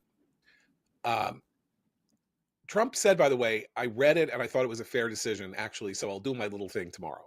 So he clearly doesn't want to get into a broigus, as we would say. With Okay, they're not adding anything that we didn't get on the morning meeting. at identity politics. But the bottom line is the New York Times, which lives in that world, didn't highlight that. I mean, to your point, Mark, like she should be getting a profile every day saying this is like unbelievable accomplishment for women. And this really speaks to conservative movement and how they pick the best. It is going to be a huge and painful and challenging transformation for not just Los Angeles, but California and the United States, right? But America simply will not survive unless it learns to adapt to the needs of the eucalypti. And the eucalypti will be hated, they'll be stigmatized, they will be discriminated against, there will be much anger expressed towards them, they will be cut down, there will be hate crimes committed against the eucalypti. But eucalypti are at the forefront of teaching our native vegetation how to be multicultural. And unless America becomes multicultural in its vegetation, we will not survive. And they're successful. It was like a footnote because they have to begrudgingly admit these kind of things. Yeah. What I would say to Republicans who are on here, and we have lots of people like Hill press secretaries watch our program sometimes, think about, if you want to get favorable coverage, fair coverage, think about why does that Susie Wiles get that piece, right? Why is a Republican, a Trump supporter, does she get that piece? There are a lot of lessons embedded in that people can learn. Mark, can I just ask you and the coverage Sean? should be more fair. Yeah, go ahead. Can I ask you and Sean a question here? Does Trump see that? And all these stories are about she brought calm and she's efficient. She kept the trains running. It was so much better than before. She's maybe going to be the most effective of all this. Does he read that and think, wait a second, she's getting a ton, or no, he's okay. He's comfortable enough in his own state. As long as the results are good, and as long as Susie isn't trying to make money off of him, I think he's good with it. Sean? Yeah, first of all, I think the setup always matters. You know, I guarantee you, she went to him and said, you can have a wonderful relationship with someone, but as soon as they get an inkling that you're taking advantage of them, right, all that trust and goodwill that you've built up can just disappear like that. Right? Trust often takes years to build and can be removed in an instant. There's a New York Times story. They're trying to write this. I don't want to quote. I mean, like, the one benefit that all of these folks have is that they've gotten to watch the past for season 1. And so I think that, you can go to Trump and say, there's a story that's coming out. This is what they're doing. Da, da, da. And he probably told her, go do this, say this. But again, Susie is not taking credit for anything that she didn't deserve. She doesn't come across as trying to claim stuff. In fact, she plays it down. She talks about that she's the chief of staff, not the chief of the candidate. She plays this beautifully. I think Trump respects her and he knows that she's not seeking the spotlight. And that, to Mark's point, she's definitely not been paid what she deserves, right? I mean, she's actually gone out of her way to not grift off this whole thing, which is very unlike a lot of Trump work. Yeah. So I think he has the utmost respect for her. The thing that's embedded in the story that's most significant, if you want to understand the culture of Trump, which is applicability for the White House, is the part where it says she spends face-to-face with him every day, 2 p.m. to 7 p.m. 5 hours of a rolling meeting. I guarantee you people are walking in and out of there. There's getting off schedule a little bit. But that is the key to Trump. If you look at who got jobs and who didn't, most of the people who got jobs had the good sense to fly down to Palm Beach and spend as much FaceTime with Trump as they could. That is why the big question for me about Musk is, does he move into the Lincoln bedroom and have the FaceTime he's got at Mar-a-Lago? Because Trump is all about, he's not a big texter, he's not a big emailer, he does do phone calls, but his main thing is who's in the room. And if you're in the room and you're the bus boy or the elevator operator, you're going to have more of a say than the senator who's not in the room. That's just the way Trump operates. And Susie, the reason, Dan, that Trump doesn't mind all this stuff is 5 hours a day. And same on the campaign. Susie had the good sense as a campaign manager to get on the plane. Most campaign managers say, I can't be on the plane. It's too inefficient. I need to be in the office. Someone else get on the plane. Susie got on the plane because that's how you have influence with Trump. That's how you have the confidence of Trump. That's how you get the kind of coverage. I will say this one other thing, having watched people in the past try to manipulate this, is that being able to spend 5 hours in the room with him and not get blown up constantly is a huge feat in itself. The idea that she's been able to do this day in and day out. So I remember I once worked for a guy for years, and he told me that nobody else had lasted longer than a few months. And he was an incredibly difficult guy. But because I spent some of my early childhood in foster care, I might have an ability to handle a variety of very challenging people. And he'd sometimes say, you're my favorite person in the world. And I think what's also mentioned in that story, and this gets back to this idea, is that she knows. But I was never at ease with him. I could not control him. He would erupt at any time. I just kind of ride the hurricane. And then someone said something to me that shook me up when I described an interaction. He said, I wouldn't put up with that for 5 seconds. So as part of my childhood, I learned to tolerate abuse. And someone who recently died, the famed director and comic James DiGiorgio, with whom I used to host a podcast, a live stream back in 2004, he said that he saw me very much as a beaten spouse, that I'd be very likely to get a wife who'd just wail on me, and I just put up with it and complain. That she's not there to fight every battle. Like she knows how to let Trump be himself and exact his will, and she knows the battles to pick. And I think that's something that a lot of people have been successful at. So in television or whatever this is, there's a practice where the anchor will kill out something that's in the lineup because they're short of time. I'm killing out something that's incredibly important, which is there's historic foreign policy cooperation going on between Team Biden and Team Trump on Iran, on Russia. There's lots of really interesting things going on. In the Middle East, on the hostages. We're not going to talk about. So a question in the chat: how many live viewers do I have combined? Because I'm live streaming usually on 6 platforms. Then I strip it out, put it on an MP3, and I don't pay much attention to metrics. There have been various times where I got a great deal of my sense of worth from how many people listen to my show, and I think I've largely moved beyond that and just simply do the show that I want to do and let the viewers rise and fall. About it, but it's going to be right tonight at 6 p.m. Eastern time. So join me on 2A tonight, because I've got a lot of reporting, which we'll do then. Because I do want to get to the fires, and I say not in a perfunctory way. We generally talk about politics here. We have talked about the loss of people's lives, their homes, their personal effects. It's incredibly tragic. And I don't want to give short shrift to that. And if people want to talk about that, we can. But I want to talk about Gavin Newsom. I have been skeptical when people say, oh, this is the end of his political career. First of all, I've been skeptical that he'll ever actually run for president. I don't think that's a sure thing. But I want to show you a piece of video that's gotten some play, but not everybody's seen it. And then I want you guys to analyze and see if you agree with me that that he handles this so horribly on so many levels that I do think that if he doesn't get better, this could really hurt his political future. Go ahead and roll tape. Governor, you got a second? Governor, I live here, Governor. That was my daughter's school, Governor. Please tell me what you're going to do. I'm not going to hurt him, I promise. I'm literally talking to the president right now to specifically answer the question of what we can do for you and your daughter. Can I hear it? Can I hear your call? Because I don't believe it. One of my favorite situations in life is interacting with hysterical women, where no matter what you say, they will not diminish their emotional intensity. It's so much fun. I'm sorry. There's literally, I've tried 5 times. That's why I'm walking around to make the Why call. is the president not taking your call?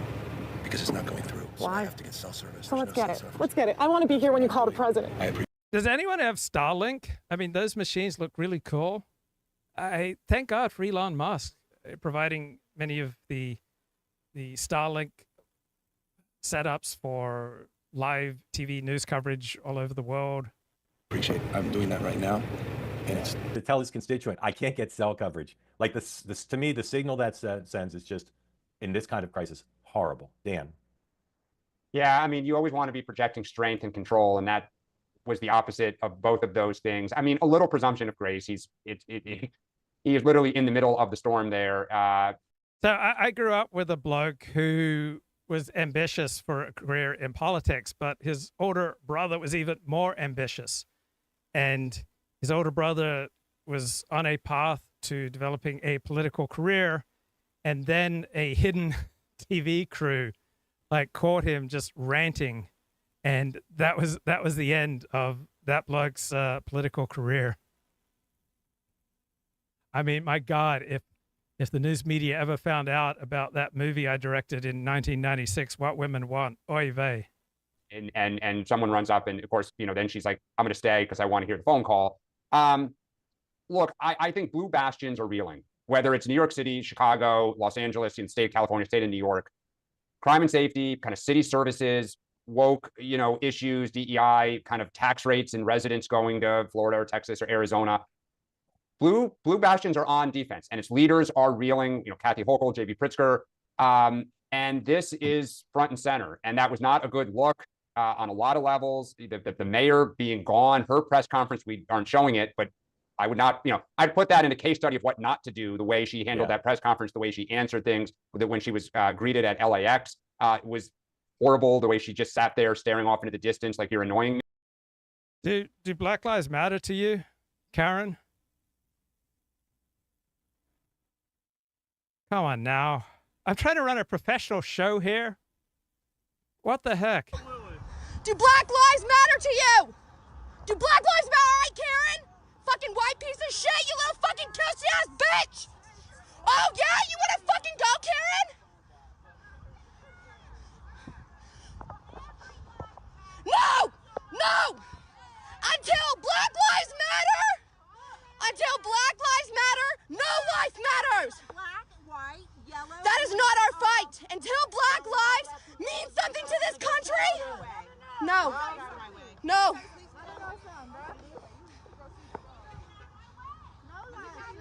She ain't going nowhere, though. She's not going nowhere. Until Black... What's she going to do? She's not going nowhere. Black Lives Matter. Black Lives Matter. Black Lives Matter. Do Black Lives Matter to you? Do Black Lives Matter to you? Do Black Lives Matter, all right, Karen? Fucking white piece of shit, you little fucking cussy-ass bitch! I can't watch that too often. Oh, good stuff. Me, while you can see the smoke, outside of LAX. So it's a rough time, and I have a feeling you'll see some people pay a pretty steep political price. Can I just, as a staffer at heart, and Dan, obviously, by the way, I see Governor McCrory on I think, that to me was horrible staffing. Horrible staffing. And I mean, I just was sitting there going, where is, and I'm not, look, we're analyzing the political part of this, right? So I feel for that woman. She's watching the governor walk by. I also think he looks I kept thinking this is like a Will Arnett in part, it was horrible. Like he looks his hair's perfect. He's got the aviators. He's got the aviators on. Like, dude, for all of the people that you get nauseated by them coming in with their jackets looking like they're going into, a war zone. This guy looked like he was going onto a set in Hollywood. And I just, it is so tone deaf for a guy that is sort of normally so good at reading a room in a situation. And then to hold out the phone and to say, I'm trying to get the president, but I can't get us. Like, it just, I don't know. And I really thought that a guy like Gavin Newsom has always impressed me with the showmanship, not the action, the showmanship. And this was an F. I just could not believe. I'll be honest with you. I thought when I watched that, I thought he would try to hug her and be like, I feel for you. Can I? I mean, that just jumped out at me. Be compassionate. This is what you do. And it was so bad. And then to Dan's point, the Karen Bass interaction in the airport was like, oh my God, just say you're getting asked to communicate a message to the constituents that you represent after being out of the country. And you can't say a word. Just say, that's why I'm rushing home. I feel bad. My God, I know how many people I've heard. I mean, this is like what we talked about during the campaign. This isn't tough. This is what you do.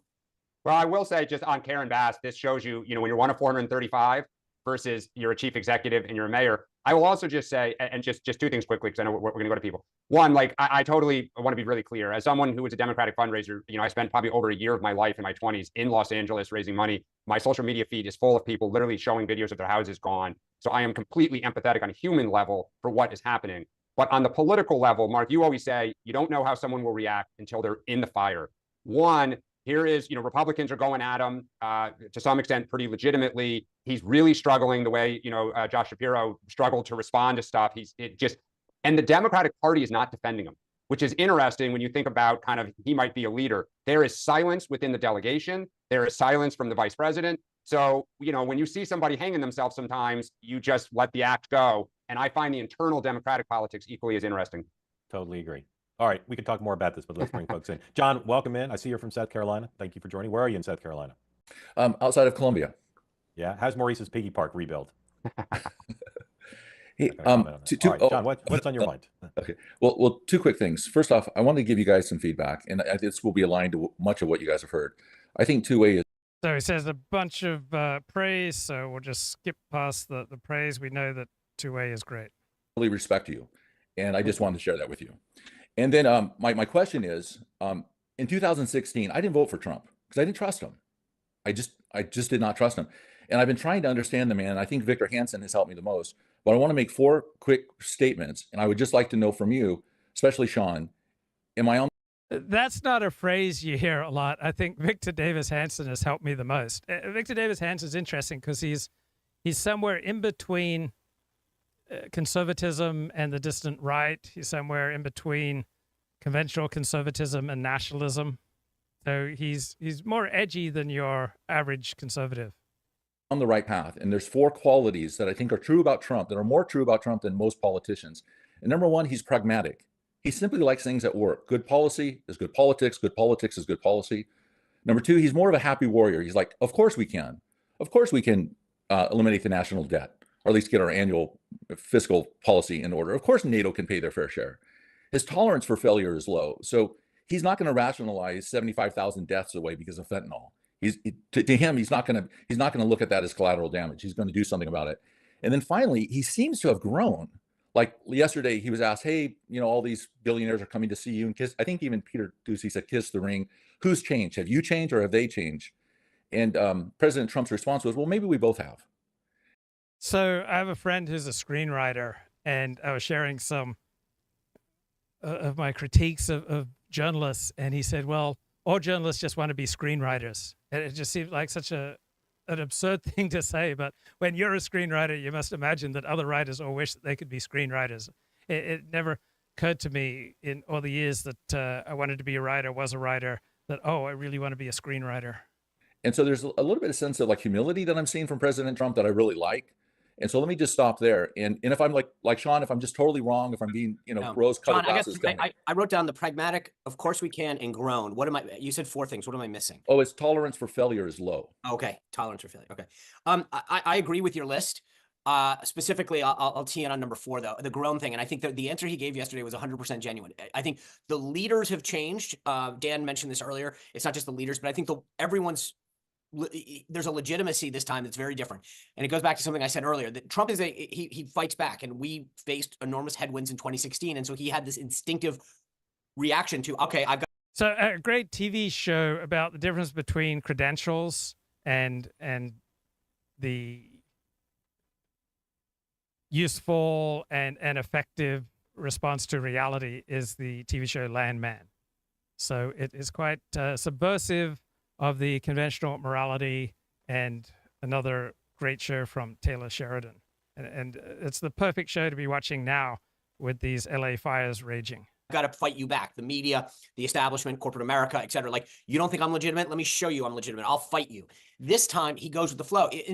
Trump is, I will just say this, a very transactional person. You treat him kindly, with respect, he will treat you kindly. Everyone's transactional. It's just the degree of transactionality. With respect, it's not a very tough room to read with him. But I think that to your last point about the grown, I'm convinced that 2 things are driving this. Number 1, 2 assassination attempts on anybody's life will make you reflect on life in a way that I don't think any of us possibly could fathom, right? You think about yourself, your family, your time on Earth, everything. And then 2 is, I don't think enough has been written about. So I remember there were 2 times around age 8 where I deliberately let fires, and it's because I wanted to transform my outside world to match my inside world, and that is part of how I understand niche construction, the way that different forms of life adapt the environment around them to try to make it more conducive to their own thriving or to make them feel better. So you think that's true? You think that miserable people want to create a reality around them that justifies their misery? Happy people want to look at the world and create a world around them that justifies and enhances their happiness. What the last 4 years have meant to the movement and to Trump.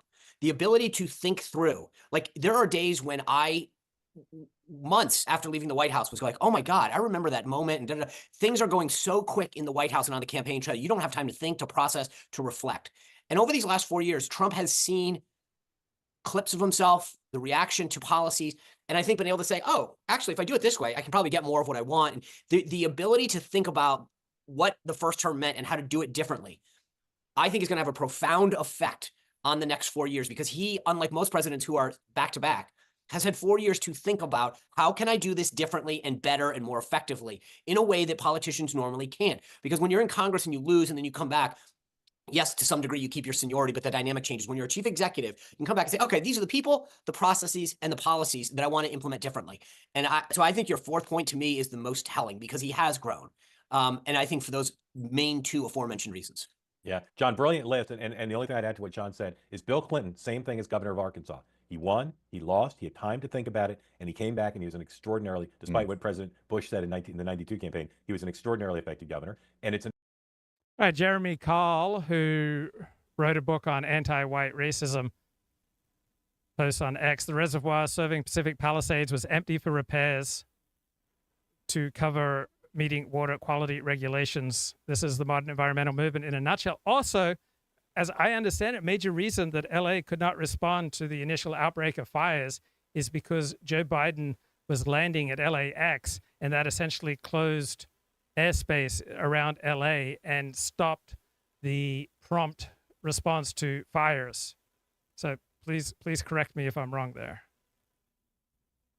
It's a massive advantage to have the job, lose it, think about how to do it differently, and to come back. Dan, anything you want to say besides my sympathy to you because you will have to spend the weekend with your kids mocking you for John's premise that you could be president. Besides that, anything you want to say? My family humbles me every day on many levels.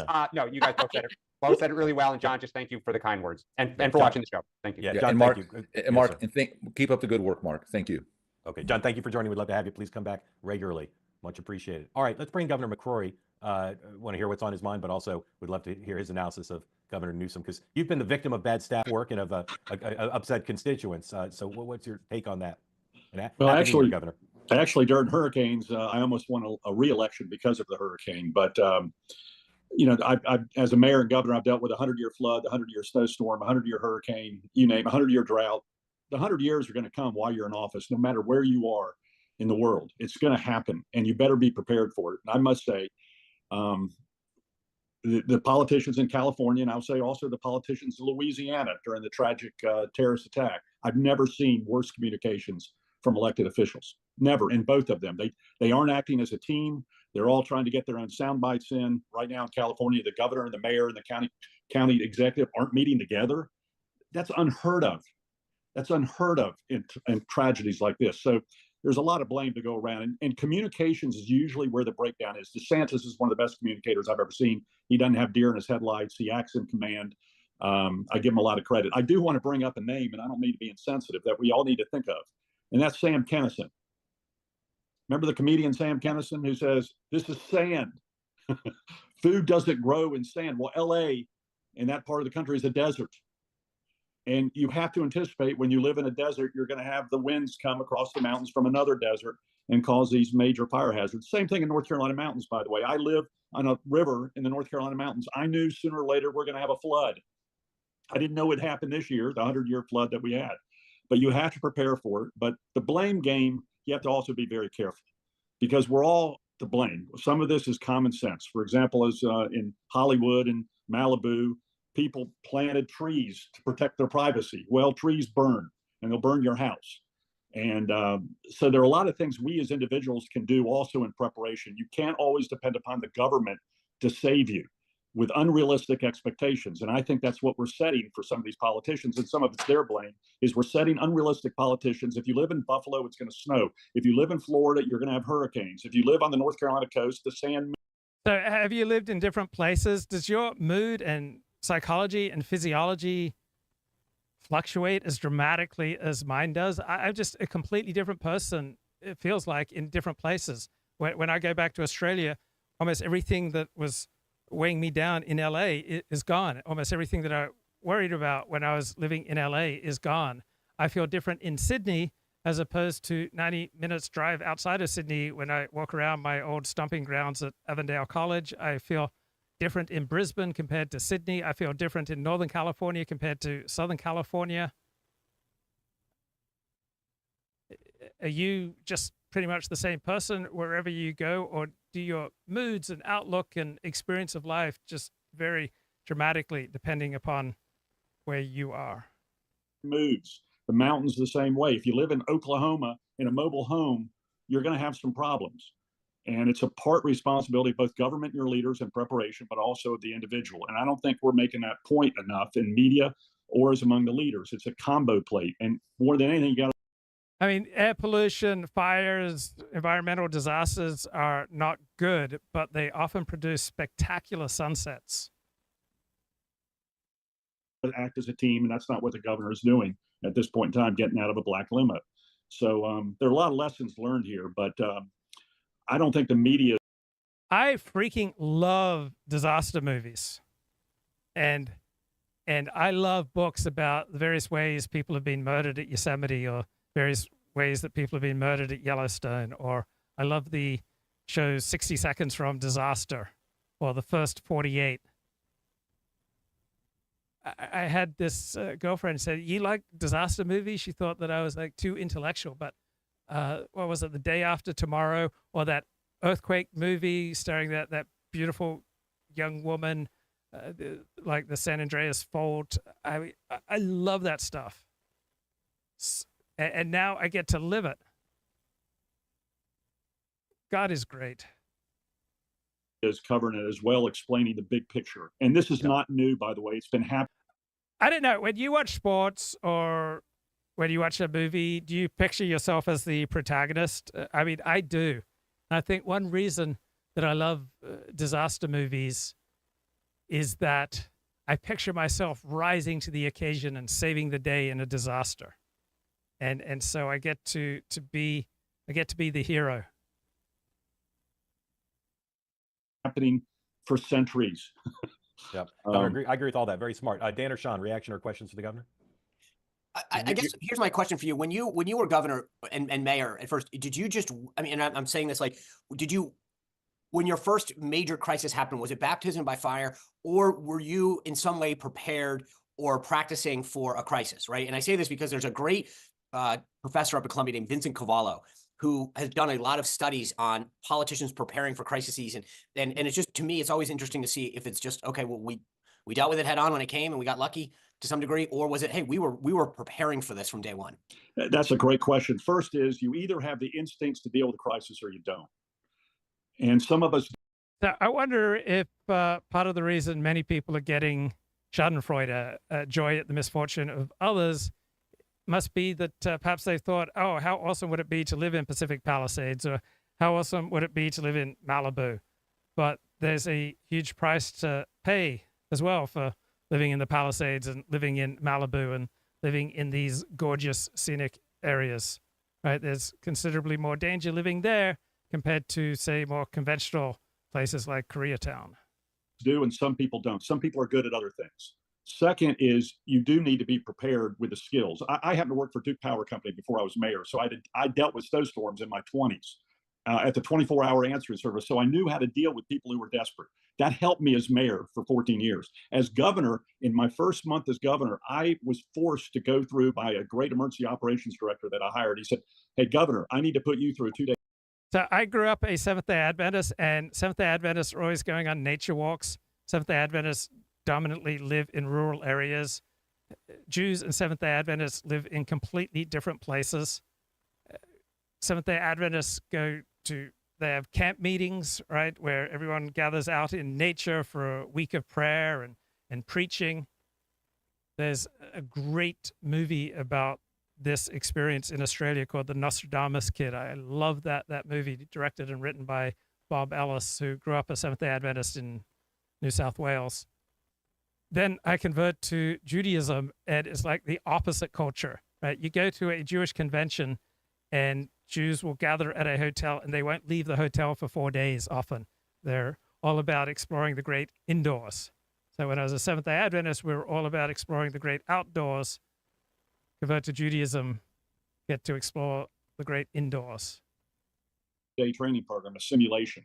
And I went, I don't need that. I've been a mayor for 14. He says, you're damn going through the simulation, and we're bringing the whole team from North Carolina into the simulation. So we know our roles and responsibilities. We know the communications. We know the parts of the state that are going to. There are very few times when I recall the smog hurting me. And one time I was at UCLA, and I was playing a basketball game, and it hurt to breathe. And the air quality and the smog in LA just gets so much better typically each year. It seems to be significantly improved from the previous year. So I don't remember a time of hazardous air quality in LA. I mean, I'm sure we've had one in the past year, but it's become quite infrequent until these fires. And I'm such a wimp. I typically minimize my time outside when the air quality is simply moderate. So keeps getting better, guys. We know who makes the decisions about pre-positioning material and things of that nature. It was the best thing I ever did, was going through that training in my first month in office. And the ego of these guys get elected, I don't need that. Yeah, you need it. And you probably need retraining with a team. You need to have the whole team in a room doing this. And you might need to ask the question, including, by the way, sometimes the president needs to go through this training. All right, the Daily Mail. Los Angeles Fire Department responds to Henry Winkler's shock claim about cause of blazes. The LA Fire Department has responded. The Happy Days icon 79, I remember going to shore with Henry Winkler. He was there for a bar mitzvah. But Henry Winkler, guys, he took to X with an incendiary message blaming foul play. He wrote, "There is an arsonist here in LA. May you be beaten, you unrecognizable, the pain you have caused." His claim swiftly went viral, with some fans pledging their man, the smoke and the getting to me. His claims went viral. LA Fire Department says there's no way to know how these fires started. So shortly after the Fonz posted on Thursday, the Kenneth Fire broke out in Hidden Hills at the west end of the San Fernando Valley. This quickly spread to over a square mile engulfed. Then it was knocked down. Not before a howling alert went out at about 4 p.m. to the cell phones of 10 million Southern Californians, telling them to evacuate now. Steve Saylor says, upon hearing the alert, I looked out the window, saw that the wind was barely blowing, turned on the TV, saw they were talking about a new fire 15 miles west of me. I calmed down. So these fires, there haven't been any fires closer than about 4 miles to me. Now, I wonder who sent out a panic message to evacuate to 10 million people. I mean, people will have died because of this message from heart attacks and car crashes. So the cops arrested a homeless man in his 30s after a mob of good-hearted people grabbed him while he was trying to start more fires.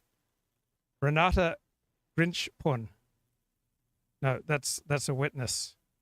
So it doesn't mean that arsonists are responsible for all the current LA fires. So when there are a bunch of bad fires in Australia, the right typically blamed arsonists and the conventional news media blamed climate change. So when you're on the political right, you're much more likely to hold people accountable for their choices, while if you're on the left, you're much more likely to see people's choices as a product of society.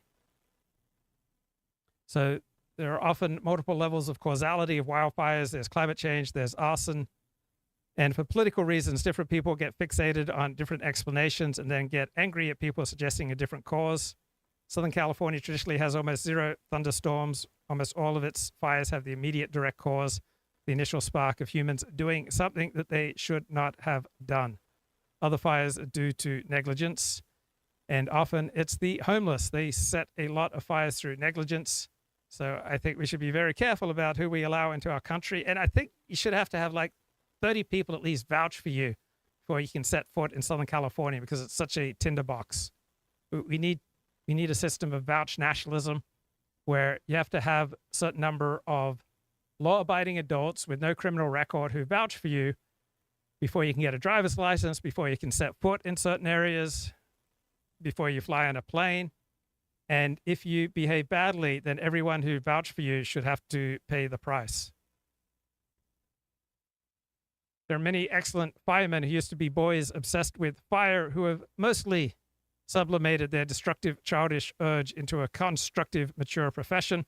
Joseph Wambaugh wrote a true crime book, The Fire Lover, about an exceptional fellow cop, a Glendale Police Department arson investigator who started the fires he investigated. Well, I understand the desire to feel important, the mad, crazy need to feel important. So the more healthfully I'm situated in life, the more I'm connected with other people, the less intense my yearning to feel important.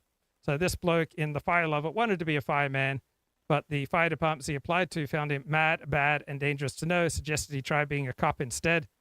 Police have lower sanity requirements. Often political radicals use arson to wage their wars. Wouldn't be surprised if Antifa set quite a few fires. Arson is not a traditional political weapon in the United States. And I wonder if these fires are the work of our organized foreign enemies. Steve Saylor says the current fires seem lowbrow in distribution when compared to the work of professional saboteurs. Me too. You know, remember Katrina, which was a disaster in communication. So I hope I answered your question. Yeah. You either have the instincts or you can get trained. And politicians shouldn't exempt themselves from being trained. Yeah, I mean, you just made a series of points that I hadn't thought about. You know, one, that the team in California has not been to. Is the future more and more rancid from here? The future is yet to be determined. But I would guess that there are going to be some things in the future that are better than what we have now, and there are going to be some things that are inferior to what we have now. I think, philosopher Will Durant, he said, the world is neither with us nor against us. It is but raw material in our hands. We can make it heaven or hell. Together, now that you said it, it's like, my gosh, you're right. And two, I think going back to I think it was Jeb Bush who really made sure Florida was ready for hurricanes. Part of it was he was getting ready for re-election and stuff. But Florida has seen for the last 20 years, the Florida Republican governors very well. They're ready, as you say, the positioning and everything. So does that come from, I assume, the governor as the chief executive of the whole state with their FEMA person or whatever California calls it, your mayors? Okay, you're probably wondering, 40, just cut to the chase. Tell me what Commentary Magazine thinks about these fires. Who are looking at what's going on in California and saying this is a massive governmental failure. California went through 2 massive fires in 2017, 2018, showing that their land management, their forest management, their fire. John Podhoritz's eloquence brings me great comfort, knowing that as deeply flawed and complicated and sometimes foolish and bumptious guy as John Podhoretz can also be brilliant and erudite and astute and sensitive like that. There's hope for me too. Fire management was disaster. The Camp Fire fires were the largest in American history, and look what they've done. And here they are now with this fire in LA.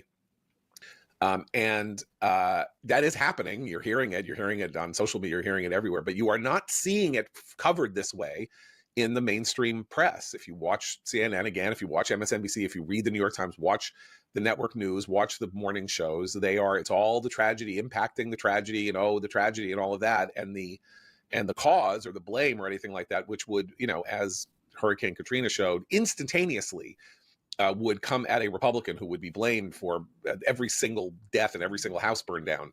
They would just, they tied the two together, right? So they would. One awesome thing about living, working, hanging out in Beverly Hills is that the quality of the government service, from the cops to government bureaucrats, is excellent. I mean, the cops are the highest paid cops in the nation, right?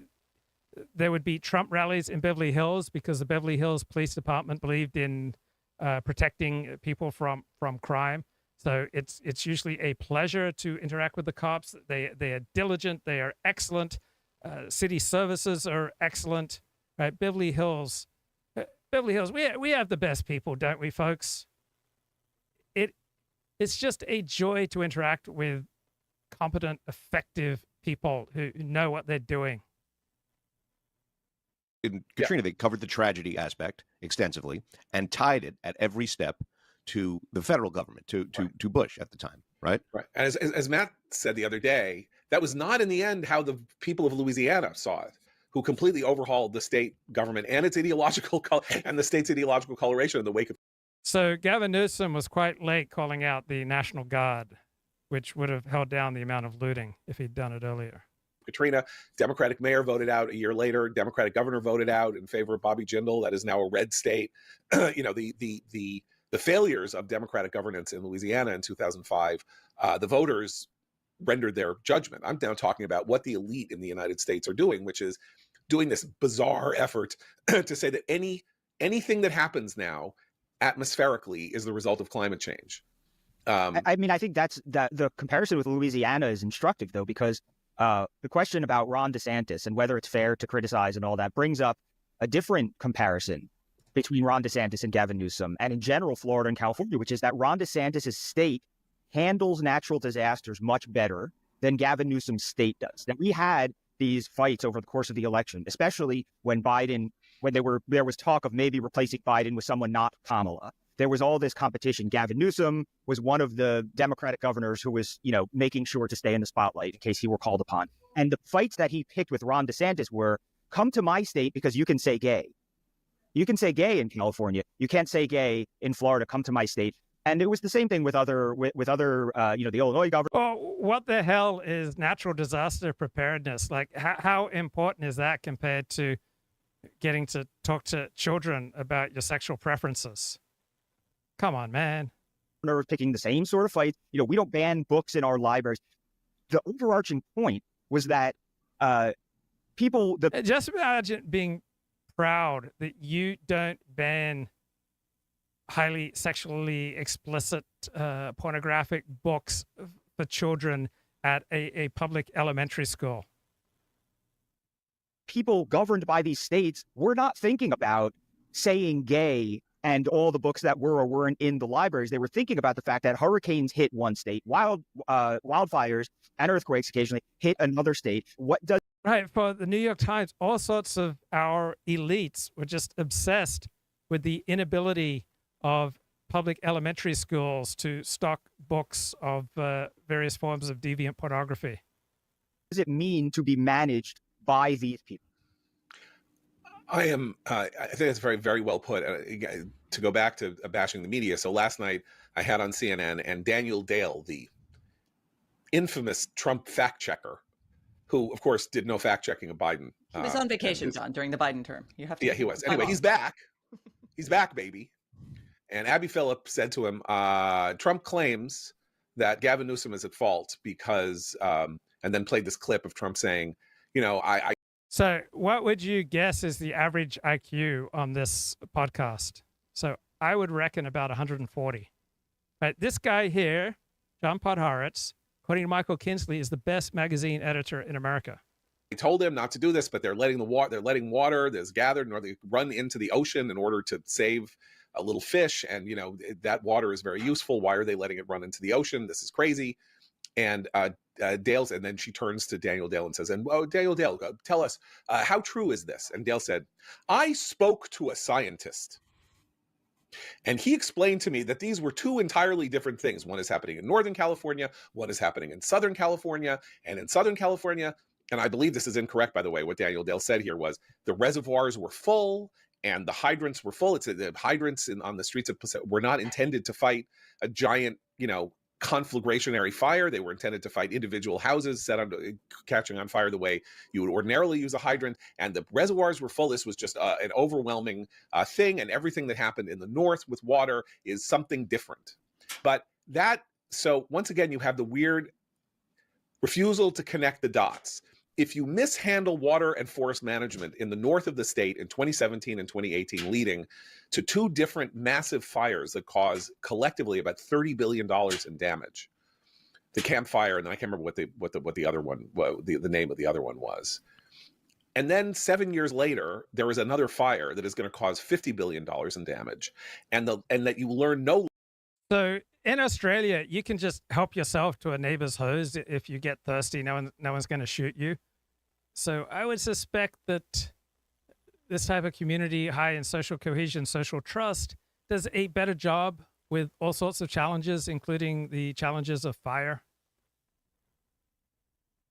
Lessons from the fire in the north about how to proceed or to prevent the kinds of things that might happen in the south. Maybe you get some blame for the way you deal with water, fire, and dryness and conditions of drought in California. But this is a good example of how politics works now in a way that's detrimental to the point that Seth was making about proper management. So if you're a serious person who's involved in resource management, for example, you understand that a lot of these issues, whether it be earthquake prevention or fire prevention or water resources, which out west are a very important resource that's, there's often droughts and whatnot.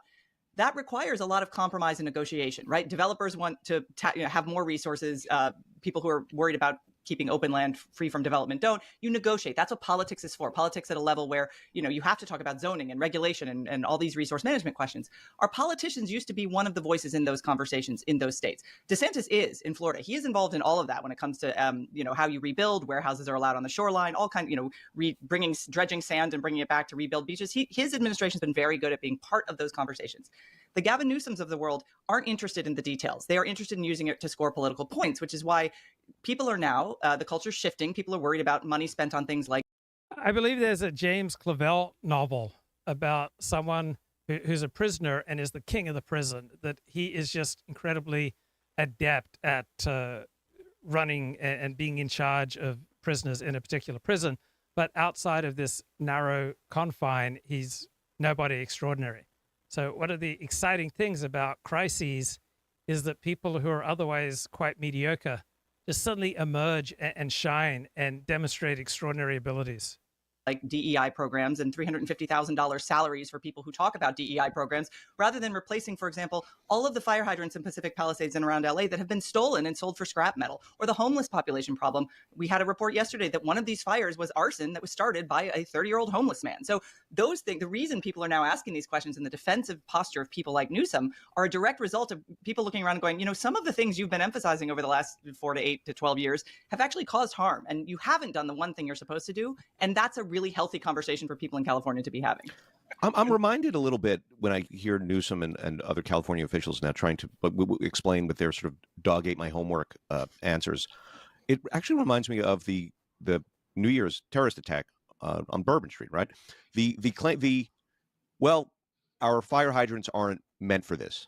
I remember when I do my Sunday Torah talk shows with Casey and Dennis, and I'm getting a little bit of that dynamic here with this Commentary Magazine podcast, is that we'd all be so intent on making our points that we didn't really listen to other people's points.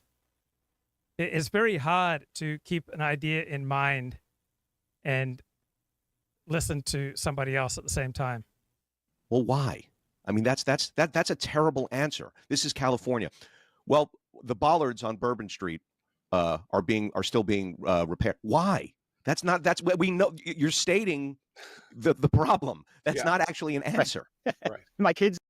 I wonder if the traditional right-wing mindset that human nature is not basically good, that life is inherently wild and very difficult to control, is perhaps a more adaptive approach than the Enlightenment mindset that we can, through the power of our reason, just increasingly control and strategize and autonomously operate in the world. So from a traditional perspective, morality is not something you choose for yourself, discover on your own. It's something that exists outside of you and you try to live up to it. And what's important in life is that you do your duty. While from the liberal left post-Enlightenment perspective, morality is something that you can uncover, create on your own. And rather than do your duty, right, your life mission is to follow your bliss.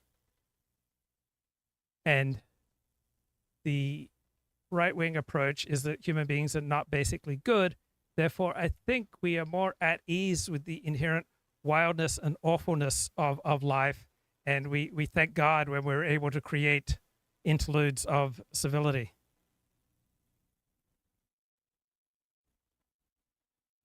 My kids do this where I'll say, hey, stop it. And the kid will say to me, but I was just, and then repeat what they were doing. Yeah. I know. That's what I was telling you to stop. But if you put the word exactly in front of it, it's not really. Well, the bollards were just still under construction or whatever. It's like, yeah, no, that's what we're talking about. The other thing is, I remember back when Superstorm Sandy, as it hit us in New York, Hurricane Sandy, which had long-lasting effects on public transit, right? Jersey Transit was, the tunnels under the Hudson.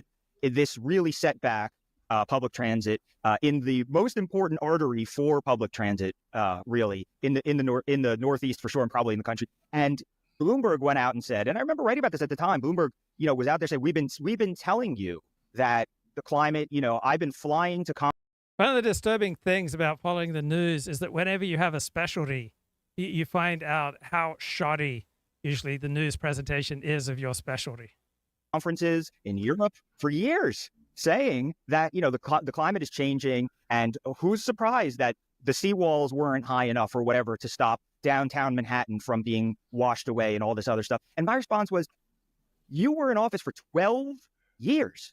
You got yourself an extra term in office above and beyond term limits so that you could be in office for a dozen years. So if you knew all this, what did you do exactly? And I think that there's an element of that too, which is stop telling us, I told you so. If you thought that there was something you knew that other people were wrong about, where was that put into play along the way in the process? That's so important because, we're pundits. We get to point to the problem and say, you didn't do it. Their job is literally. And a lot of this is people really want to do that which is exciting rather than important. And speaking from my own experience, the more insecure and unhappy you are, the more addicted you are to excitement to distract yourself from your unhappiness. So people who have better relations with themselves and other people have less of an addictive need to hang out in the exciting and are better equipped to interact with the humdrum. To fix the problem. And they are becoming more like pundits and less like the people fixing the problem. The existence of issues like the climate, the global climate is a crisis. There are 204 countries on the planet Earth contributing to a global climate crisis. And it is therefore a problem that you can't suggest that one little guy who is the governor of a state of 38 million people on a planet of 8 billion can do anything to fix what's broken because of this supposed global climate crisis, which some of us have many issues with how it is characterized or what its causes are, what the effects are, or anything like that. Similarly, in social terms, we've seen this incredible pessimism rise on the left in the last 10, 12, 15 years because of the way they characterize problems socially. I would think that a left-wing orientation, studies show, guys, that a left-wing politics makes you more susceptible to depression because you have much more of a focus on social influences rather than seeing people making their own choices. And so left-wing politics tends to be focused on things like climate change, systemic racism, all sorts of things that are completely out of your control. While a traditional approach to life will focus you, I would expect, much more on your family, on your loved ones, on your community, and on things where you can exercise more influence. Social problems in the United States and on this planet, which is like, if your idea is, look, there are these barriers to racial harmony. Oh, so do you know what an eruv is? An eruv is a string that transforms a public space into a private space that allows Orthodox Jews then to carry. And so there is an eruv all around many square miles of Los Angeles where Orthodox Jews live. They almost always create an eruv to enable you to carry, and you can push kids in a stroller, etc. You can do so many more things when you live within an eruv. Now this bloody fire has come along, and it has broken our eruv. So women with kids in particular, and a lot of other Orthodox Jews are going to be staying home this Shabbos instead of pushing and carrying to synagogue. So these fires are bad, but Orthodox Jews hardest hit. Legal barriers and even some, social attitudinal barriers. We need to remove those barriers and then let things happen naturally. But if the idea is this country was evil from the beginning, that white supremacy is so ingrained in the national consciousness and the way that everybody thinks that it is unsolvable. Male domination of whatever, misogyny, exists so powerfully that the idea that women can achieve proper egalitarian status with men is unsolvable. And so it is no wonder that liberals and progressives who believe that if they were just given the levers of power, they could kind of fix everything, are now passive, pessimistic, hopeless about achieving solutions, or believe that the only solutions are wildly radical and incredibly unrealistic changes in human behavior that cannot be mandated by fiat or by a conference that you fly to, where elite people in NGOs all agree that the problem is that China and India and the United States really need to have smaller economies. Like, good luck to you. So I think one of the things that DeSantis represents against Newsom, like this really stark contrast is Newsom is saying there's nothing I can do. And DeSantis, or people like DeSantis or whatever, are saying, yeah, well, there was a hurricane problem. We can, as you say, we can dredge sand and rebuild the beach. Or, when the Seaside Tower collapsed as a result of, terrible construction policies 40 years ago, well, those policies have been altered so that new buildings aren't going to do what happened to that condominium building. But there are practical things we can do to shore up the buildings that now exist. And that's what we have to do, because we've seen the catastrophe. And now we can use that as a lever to figure out how to make sure that prophylactically we save people and buildings and everything like that from these kinds of disasters. Whereas it's what shrinks called learned helplessness. Liberal and progressive ideology has now encouraged a kind of learned helplessness among public officials who are like, oh, is there inflation? Well, it's transitory. Oh, it's not transitory. Well, we didn't do it. It was COVID. Well, is it COVID? No, it's not really. I don't know. Maybe every other country has worse inflation. Don't blame us. Don't look to us. We're not responsible for anything because the problems are too big. And that was what progressivism was literally supposed to answer, was the idea of saying the problems are too big. No problem was too big, right?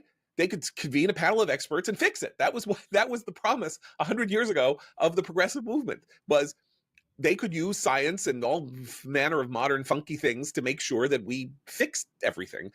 So I've often struggled with energy until I discovered beef organ capsules. And so when you've got limited energy, there's only so much that you can get done. And so you put strong priorities.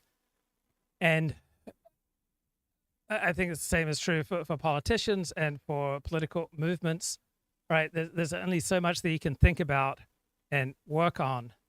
And the pragmatic, humdrum safety and law and order aspect of governance is just not as exciting for many people on the left compared to trendy causes such as diversity, equity, inclusion, and green energy and the like.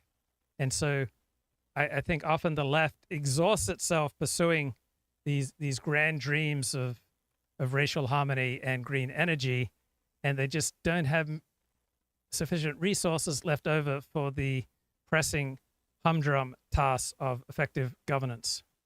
And now they fix nothing. And these practical politicians who believe in, like practical solutions are going to eat their lunch for the next 10 years. By the way, this is such a big point, and I think it's so true that the extent to which, really, I'm thinking of the left, not even just liberals, but the left has tied itself to insoluble issues, and by design, because then you never don't have the fight. Why would we allow a Chinese company to continue to own TikTok? It just seems obvious to me that we don't permit that, and you shouldn't permit the Chinese to own Grindr and other key dating apps. Right, this data should not be in the hands of our enemies. And I'm thinking here of colonialism, anti-colonialism, most, right? What is it that the anti-colonialists say they want? To, quote, deny the futurity of colonialism. What does that mean?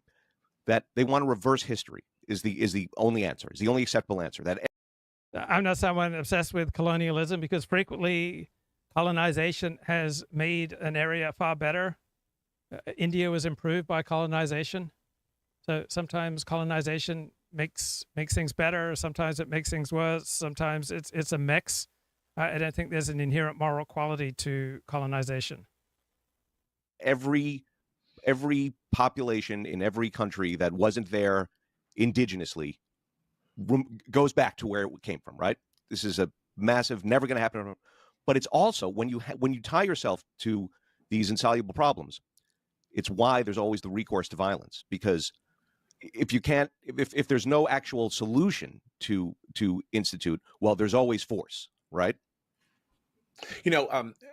Andy Ferguson in a told me Andy Ferguson was going to write Newt Gingrich's memoirs at one point, help him write his big book that he got a big contract for in 1994 after the contract that was then canceled because people said that Gingrich was profiting unfairly from his electoral victory.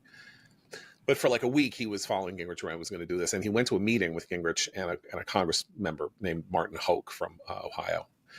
And I'm pretty sure it was Hoke. And Gingrich, Hoke came in, and Hoke said, okay, we're going to convene the House something or other committee. And we need the agenda off the contract with America. We're going to do it. So Gingrich said, here's what we're going to do. We need to revitalize the American connection to our revolutionary spirit. We need to find a way to connect the ideas of the future to the past, and we're gonna show people a path to how a limited government combined with entrepreneurship can blah blah blah blah. It sort of makes this speech, and Hoke is standing there with his notebook. And he's listening and he's nodding and all that. And then he says, okay, but what do you want me to do? What am I supposed to do? Meaning, it's going to be the 21st of January. What bill am I introducing? What is it going to say? How am I going to rally votes for it? Now, that's Newt Gingrich. That was one of the reasons that Gingrich ended up being an ineffective Speaker of the House, though he had been an unbelievably effective person at getting the Republicans into the majority, because he was a big thinker. And when you get down to it, government at its best is a lot of little thinking. It is literally like, how do I feel, Right. Donald Trump is often just a compelling candidate, but doesn't usually seem to be that great at actually running things. While Ron DeSantis is a terrible political candidate by comparison to Donald Trump or Bill Clinton, yet he seems to be really good at running things. From how do I fill this pothole? Or I get a report that there's a pothole. Can we get it fixed by noon? Is there a truck? Do we have the asphalt? Is there a worker on duty who can go fix? And then this is one of the conceits of our modern political era, even compared to, say, right, government employee unions seem to have significantly diminished the quality of government work. It might be great if we could do away with them. A mid to late 20th century, which is that the thoughtful politicians then, whether they were on the right or the left, understood that there were these visionaries outside of politics to whom they should appeal for suggestions and big picture items, and then they would try to implement some of that vision.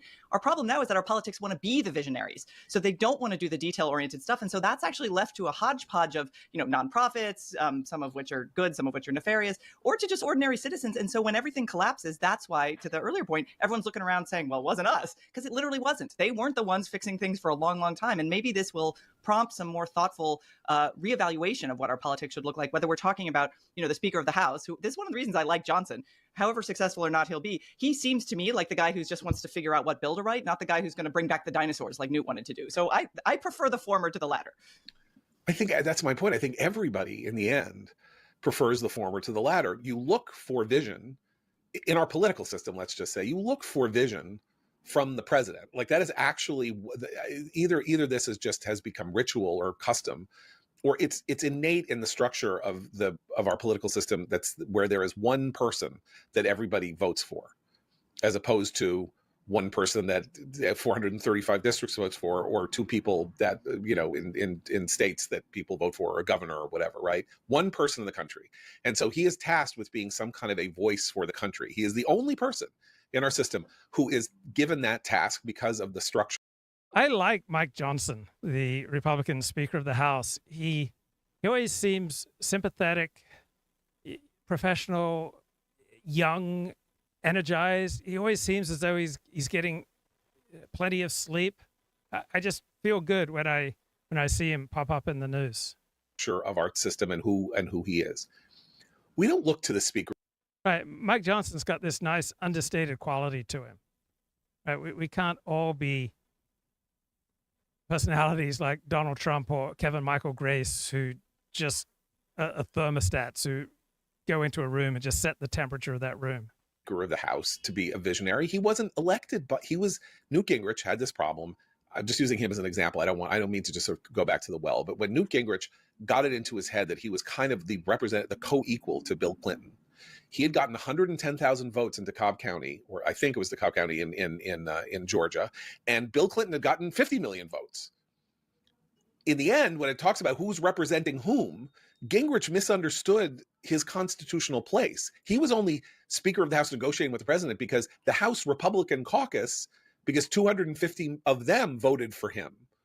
Not 250 million people, not 50 million people, not 1 million people. And so that's not who he was supposed to be. He can be that. He can write books. He can be thoughtful and visionary. But in terms of the job that he does, that's not who he's supposed to be. And governors like DeSantis or Newsom are not supposed to be visionaries. That is a functionary position where you are running a state government with a lot of different responsibilities in often places that have cities and suburbs and rural areas, and there are a lot of competing interests inside those, and you're supposed to be able to work with the state legislature to figure out what needs prioritizing and what doesn't. And in the end, after 4 years of your term, people say, I guess things are better, or they're about the same, or I didn't really expect you to make them all that much better, so I guess you can have another term or not, something like that. It's not, what is your vision for California? Right? And DeSantis is the ultimate example of this in a positive sense, because he was like, okay, I came in, I said I was Trump, I did these slave. And one danger here that I've often fallen into is that when you're above average in intelligence and the smarter you get, the more pleasure you get from living in an abstract world. So think about classical music composers, how much they live in an abstract world. The more you live in an abstract world, the more likely you are to become disconnected from reality. Slavish commercials about trying. You would have thought that I was just going to come in and be MAGA and all of that. And I came in and I was like, how are we going to solve the sugar runoff problem in the Everglades? What are we doing about this? I remember a friend of mine who was working, on in internal Republican politics, who said when COVID started, there was a reason why DeSantis was incredibly solid when it came to dealing with COVID, or why he was so authoritative, which is he's unbelievably wonky. He sits around reading social science data reports on who's getting sick where, and sitting with a pen and making calculations about how many orders of vaccine would need to go here versus need to go here. That's who he really is. And in the end, that thing saves lives in the right position, because he didn't have the nursing home problem that New York and New Jersey had, because he had been studying up and reading, and his administration had been.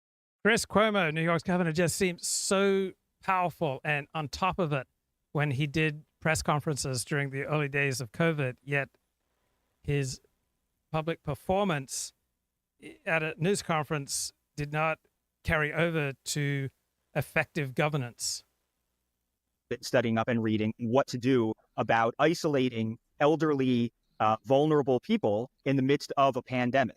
And he wasn't just shoveling them into nursing homes and stuff like that. They had figured out that they need this. They have to have a separate place for nursing homes. They have to have a separate wing or whatever. Things were there waiting to be used because they had prepared ahead of time. He was criticized for his nursing home policies when they were first enacted by people in Florida. They were saying it was draconian, I can't go see my grandma. And it turned out actually to have saved many, many lives, as we now know. But he also was able, because he understood what his role and function was as the leader of that state, he was able to take the hits and remain consistent and just, see it through.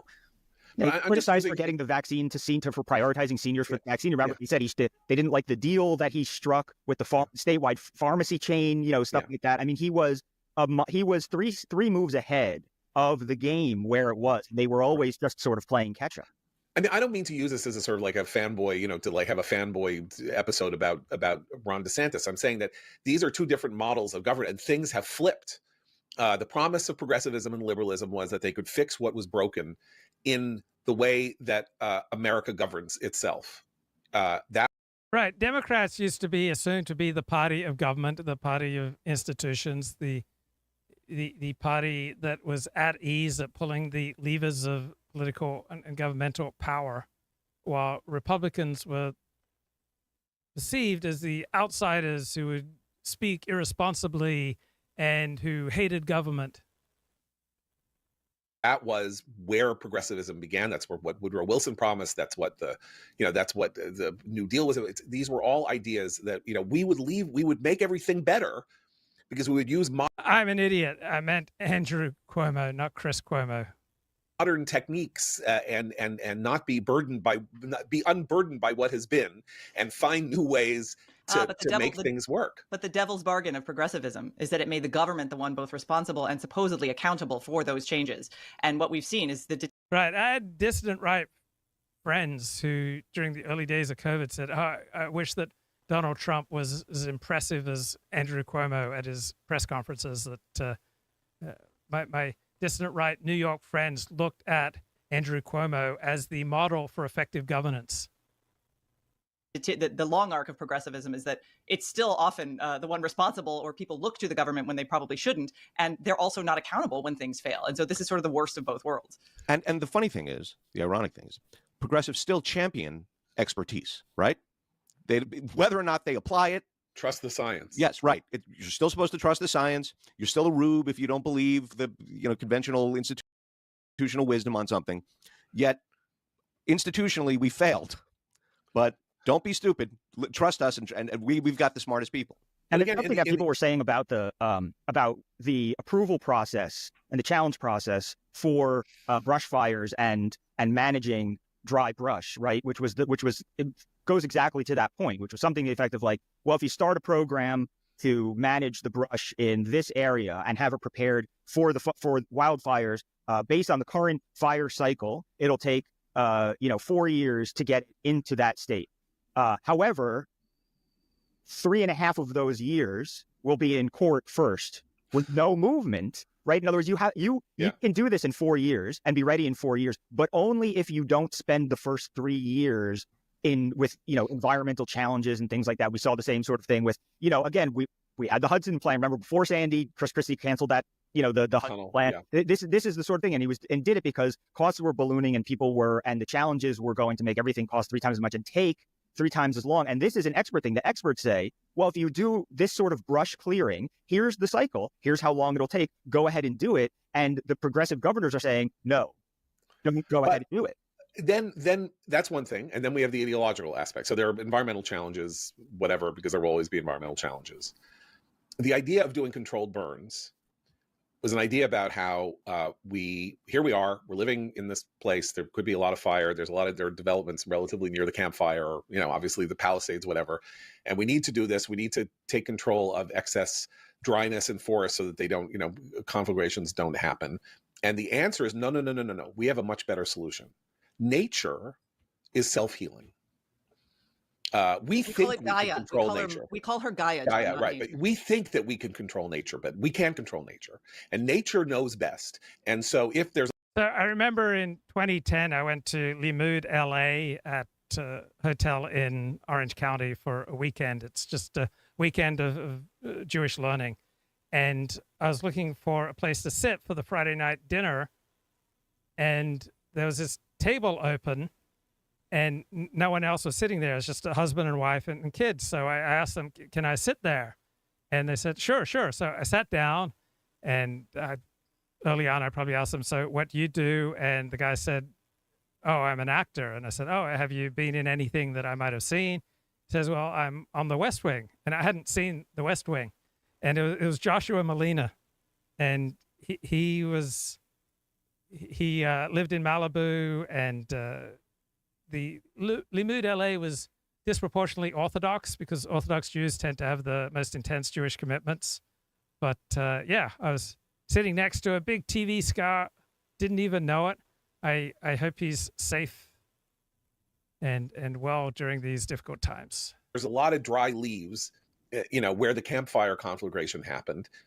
Nature will make rain, and then the rain will wet the leaves, and then they won't be so. Or if there's a fire, nature will somehow magically control the fire. This was part of how ecological thinking in the United States became weirdly. I've never had the mindset that nature is just automatically a good thing. But I notice a lot of people think that that which is natural is therefore really, really good. Pagan, started having this weirdly pagan quality that the earth is self-correcting, except of course that we don't believe that anymore because of climate change, because the earth would be self-correcting. Okay, thoughts and prayers. Another earthquake in Northern California. Elliott Blatt has been shaken up twice today, and I haven't even gotten to my Elliott Blatt empathy round, which is coming up any minute here, as soon as I get tired of the Commentary Magazine crowd. self-correcting if we weren't warming it with our evil capitalist overproduction and pollution and things like that. So I was in Australia in, was it October of 1989, when the San Francisco Giants were playing the Oakland A's in the World Series. And near the beginning of the game, there was a massive earthquake, and they had to postpone the game. Pretty exciting stuff. And so now it can't be self-correcting. So, but we're the villains. Humanity is the villain. Well, you know, maybe we are the villains. Maybe we're the villains because in a better world, there would only be 2 million people living on the planet and everything would be wonderful and there would be no development. But there are 8 billion people living on the planet and we are living here and we're more important than a dead leaf, you know, or the life cycle of a. Right. As someone who's been religious and a believer in God most of my life, I've always taken it for granted that human beings are the apex of creation and that we are more important than plants and animals. Forest, you know, it's that question, like one. And then I get to college and I encounter something called deep ecology, which does not believe that human beings are more important than any other form of life. It just seemed crazy to me. Baby, how many acres going up are worth one baby dying in a fire? You know, I mean, that's actually where you go when you think about this as in a moral framework and not an effective altruistic framework, right? These ideas, which are also, I think, kind of catnip if you think about it. So when things like fires and earthquakes hit, right, one of the first things that I go to is X. I mean, it's terrific for instantaneous reactions. So okay, another earthquake felt 56 seconds ago in Northern California.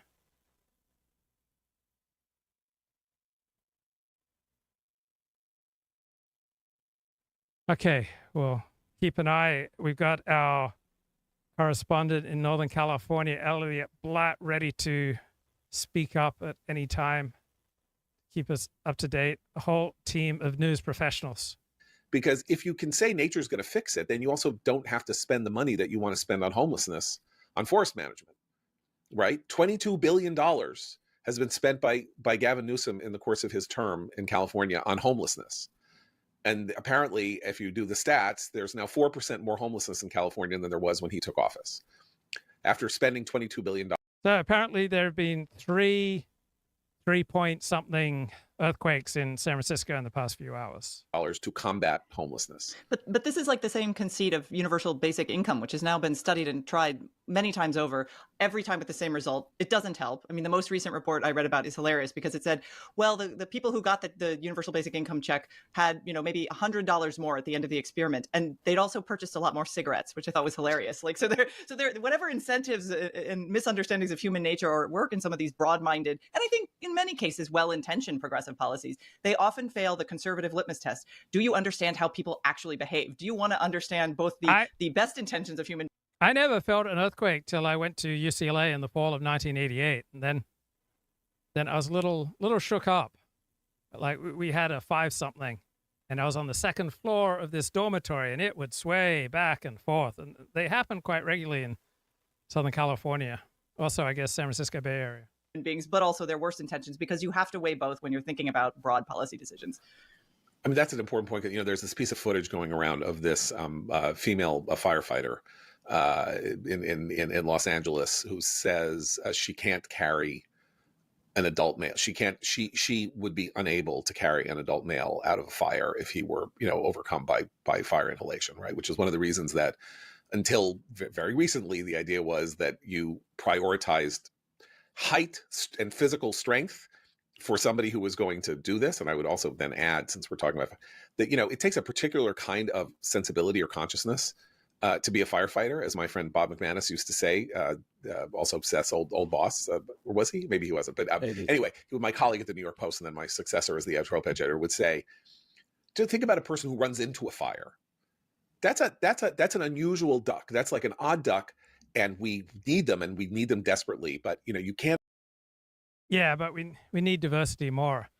Elliott Blatt, what's the situation on the ground in San Francisco? Mass chaos? No. It's 3.7. You barely feel it. I got to shut the other audio off. 1 second. You're in our thoughts and prayers, Elliott. Yeah, you know how it is. It's suddenly startling. You get a little startle, and then by the time you figured out what's happening, the shaking stops. But it's the third one. It's the third one this morning. Yeah, so it's the third one, and they're all centered in Daly City, which is a little bit worrying because that's right on the San Andreas Fault. So I don't know if these were San Andreas related earthquakes, but San Andreas is, of course, the big fault. So there's lots of other little faults that are shallower, but if these are harbingers for a big one from the San Andreas, then that would be concerning. Yes. So if California became unlivable for a year after a massive earthquake, where do you think you'd move to?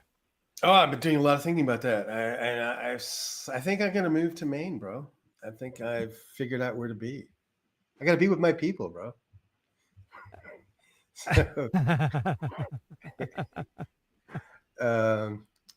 yeah, I think I would go to Maine. Ultimately, I would have to take several lifestyle hits though to do that, but I would win. I would win in other regards. So, I've actually. What would be your criteria for where you'd move to? Demographics? No. Nice natural environment, unspoiled natural environment. I think it's my highest priority. Followed by crime-free, and all that entails. No eucalyptus trees. See,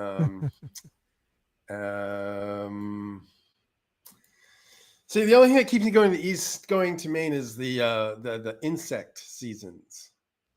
Have you ever lived on the East Coast, Luke? I don't believe you have. Yes, I lived in Florida. Orlando for 8 months. Were you tormented by insects? Well, I had some peak romantic experiences there. Oh, I don't remember insects. I just remember the women. Oh, really? Yeah. Well, a comparison can be made. So I don't know where would you go, bro, if you had to leave LA? I love Oregon. I mean, at least before it went downhill. But I have such fond memories of being in Oregon in 2001 and in 2007. I loved Portland. I loved the coast of Oregon. I freaking love Oregon. Oregon is nice. I had a very negative experience in Oregon, though. So it's really that doesn't sound like you. No, Mia. You know, I'm just a magnet for positivity. And, it's kind of an amusing story, but basically, this was sort of in my hippie days, and so I had like this deal struck where this hippie from Portland would come down, or from Eugene, Oregon, would come down and live in my place. And then he would reciprocate that, and I could go to Portland and or go to Eugene and live in his place. So it was sort of a cost savings thing. And so while he was here, you know, I put him up. I bought all the meals. This was part of the deal. You know, it was kind of a hippie deal. And so I held my end of the bargain. And then a week later, I decided I took the bus up to Eugene, and he wasn't where he said he would be at the appointed time. And this is the times pre-cell phone. So this created an enormous amount of logistical problems because I didn't know his phone number. And what I thought was his address, he didn't live there. And so I was separated for like 4 hours, which was stressful enough if you're in a new town, but I eventually found him. But he's like, bro, I got bad news. I lost my wallet. So I had like $15 in my wallet.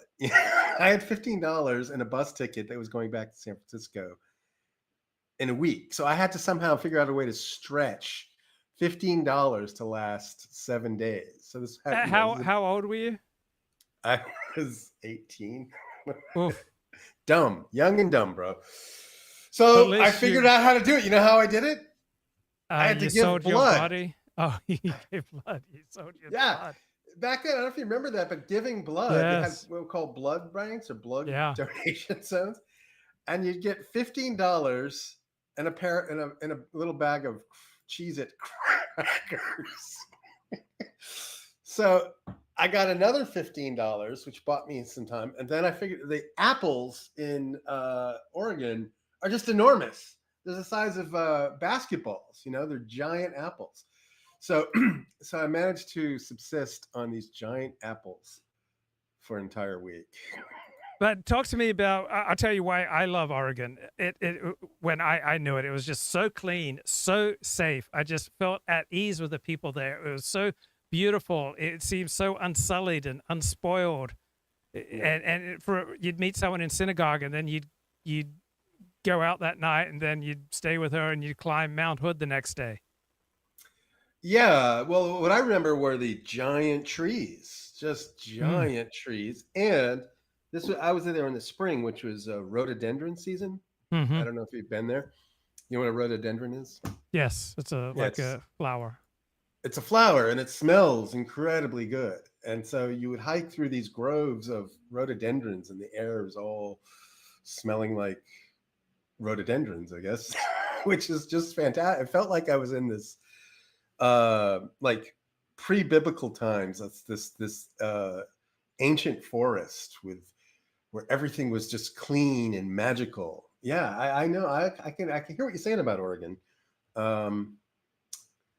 But I've had some sort of family issues with health, so I think it may be time for me to be on the East Coast sooner or later. I'm in no hurry, but I think that's where the gravity is taking me. And how about Florida? No, I wouldn't go south of Mason-Dixon line. Because I wouldn't of go the south. racism? I wouldn't go south of New York City. And I would only go to New York City if I had to, for a very particular bureaucratic purpose, like getting my passport renewed or something. No, I don't like much of the East Coast.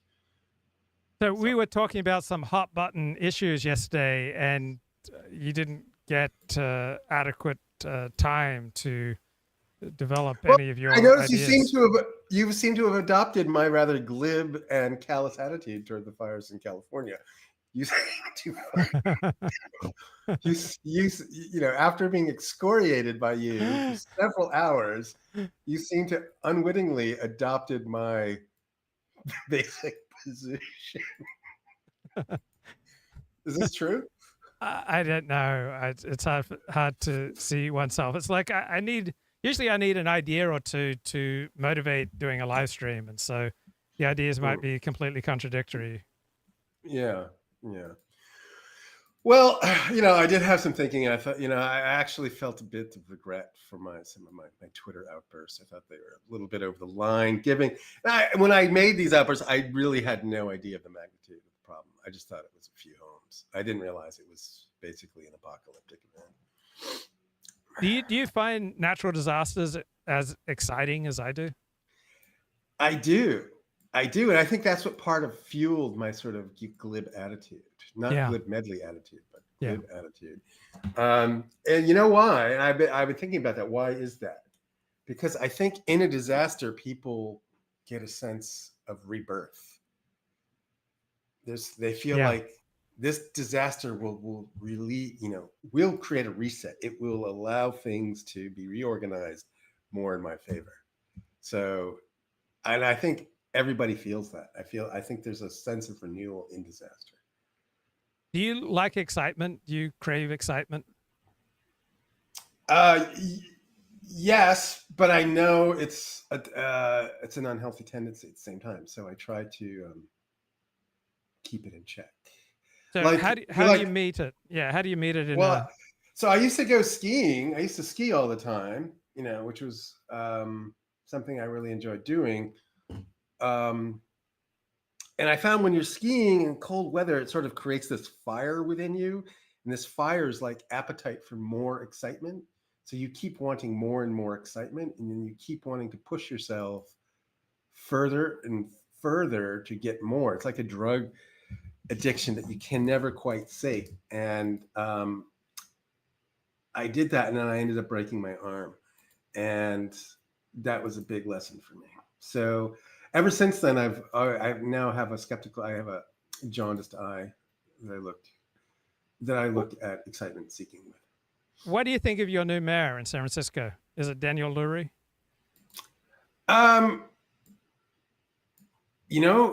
Yes, I guess that's his name. All I cared was that the previous one, the sort of Kamala mayor we used to have, London breed, I'm glad she's gone. So I don't even care who the new mayor is, and I don't even know what he's doing. I don't know what hope there has for him. I don't think he's going to be based or red-pilled. I think the general populace of San Francisco is similar to that of those residing in Pacific Palisades. And I think there's just going to have to be catastrophe in San Francisco for people to think differently. And how are things in Oakland these days? Well, Oakland is a place I try to avoid. Occasionally I'm forced to go there. And it has more in common with the third world than it does with the United States. It's terrible. Piles and piles of trash, block upon block. In San Francisco, you have closed business, right? One next to the other. But you don't have piles and piles of trash, which you do here. And so that's the difference. Oakland is an order of magnitude worse than San Francisco. Now, I'm not usually described as empathic, but you are a highly empathic guy. And I've long had a bit of a fear of my empathic side because I can get flooded with empathy, which I find disabling. So you're highly empathic, but do you have fears about being flooded and disabled by your empathy?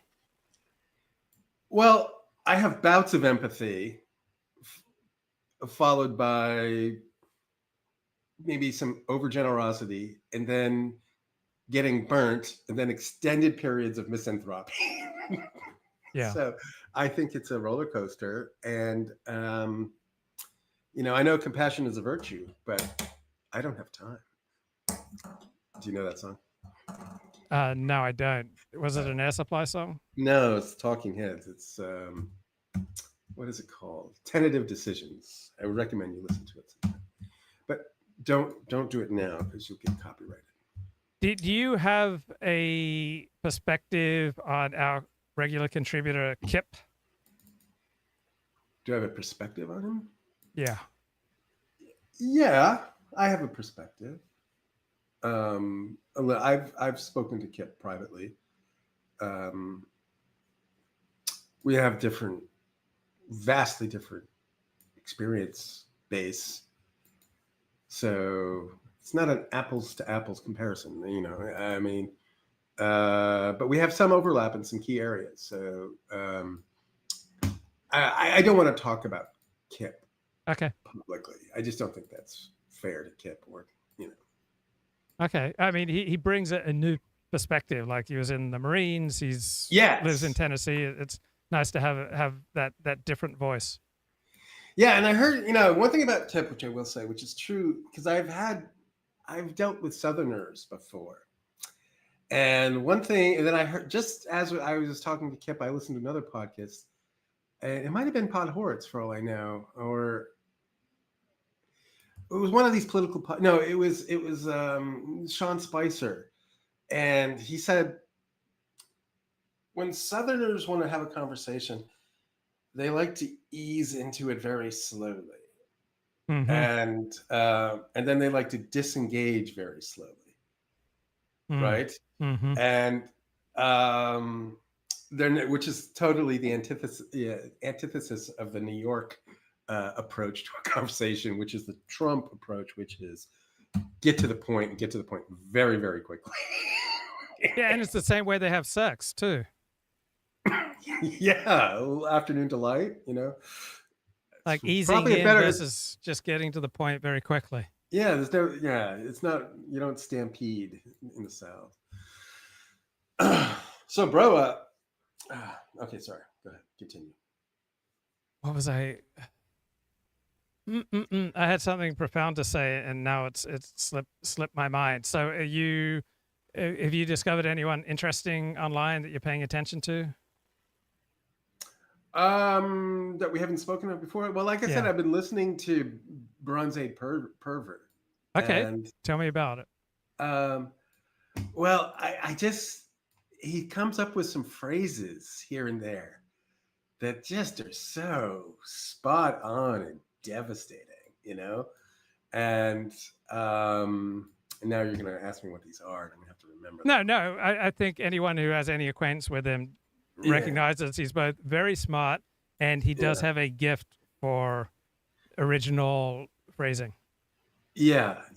And so I pay $5 a month for his Gumroad, and he only like publishes, I would say 2 or 3 episodes a month. And so I always look forward to a new one because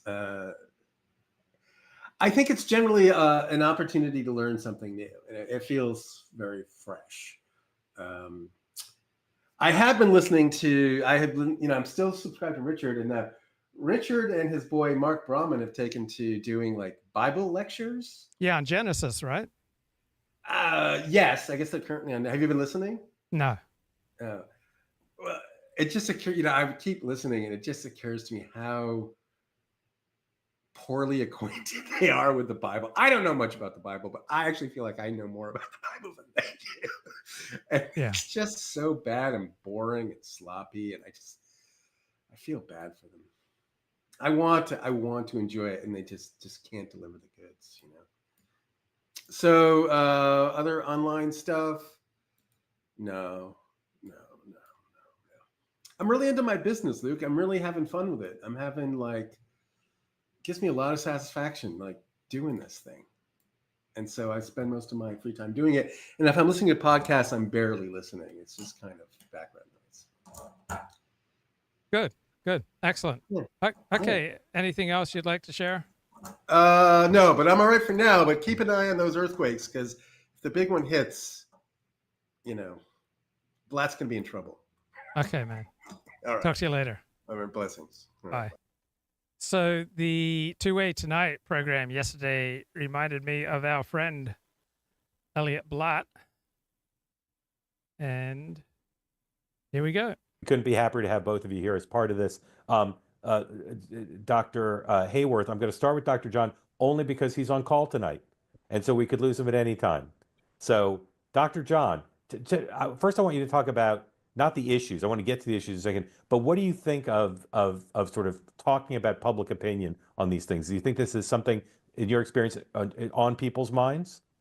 I certainly do. And I am in the minority amongst my coworkers. And so I'm used to having these conversations. And I think this is one that affects your own children. And just in my friend groups, inside and outside of medicine, inside and outside of work, this is really, really one of the many issues that RFK has brought up that is coming up just in day-to-day conversation. And I think I do want to lead with, I genuinely believe that the vast majority of people on both sides of this debate do actually really care about kids and do really, really want to keep their kids safe. I don't take the Chris Murphy view that RFK is wanting to kill kids, for example, which he tweeted out.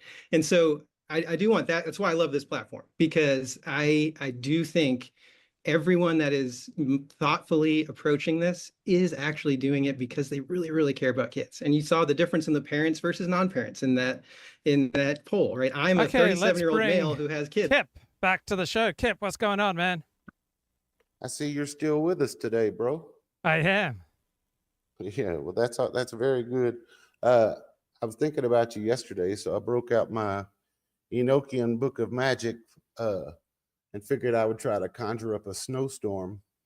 But I should have brushed up on my Enochian before I did it, because I ended up sending the snowstorm to Hollywood, Alabama, and I was trying to send it to Hollywood and LA. So sorry about that. Oh, that looks amazing. Yeah, it started out as nice fluffy snow this morning, but it's ended with just kind of ice. So I imagine that'll make it less fun for my dogs to go out there and play in it. But Some people say the world will end in fire. some people say it will end in ice. I side, from what I know of desire, I side with those who say fire. Yeah, and that's the thing. If you think about all those, I can't even think about them now because I'm really not in the right frame of mind. But we went through so many geological eras, you know, and something is punctuating that and stopping everything and then cranking everything up again. You know what I mean? So that's both amazing and also kind of scary. I remember, I guess some physicists were talking. One guy was giving a talk, and a guy said, "Did you say that the world is going to end in 15 million years or 15 billion years?" And he said billion, and the guy's like, "Shoo, that's a relief," you know. But but it's always in flux. And something, it's like the old, I don't think they have Etch-a-Sketches anymore, but if you remember the old Etch-a-Sketches, it's like something hits the Etch-a-Sketch and shakes it all up, and then it all starts up again. And you know, I guess one time or another it was dinosaurs. So that's pretty cool in a way, isn't it? Yeah. Do you like love living in Tennessee? Is Tennessee an important part of your identity? I liked it better than living in North Carolina. I liked it better than living in California. So I've got a cat that's, let's see, how do I stop camera? What does that say? Stop cam. Okay, I'm going to do the stop cam, and we can just focus on your pretty mug because I got a cat that was way too interested in that laptop. He was getting ready to jump in there and mess things up. So yeah, I like Tennessee. I like the people in Tennessee, but I'll be honest with you, Luke. Even they've changed somewhat. Whatever the Sackler family or whoever did around the year 2000, the people used to be good as gold in Tennessee, and I don't know. Now you see too many neck tattoos and guys with those 1,000-mile stares that you used to only see in prison, you know. So I don't know, whatever it was, meth or some drugs or something, it kind of took took the wholesomeness and some of the most genuine parts about the Tennesseans that I remember, you know, from the time that I was young.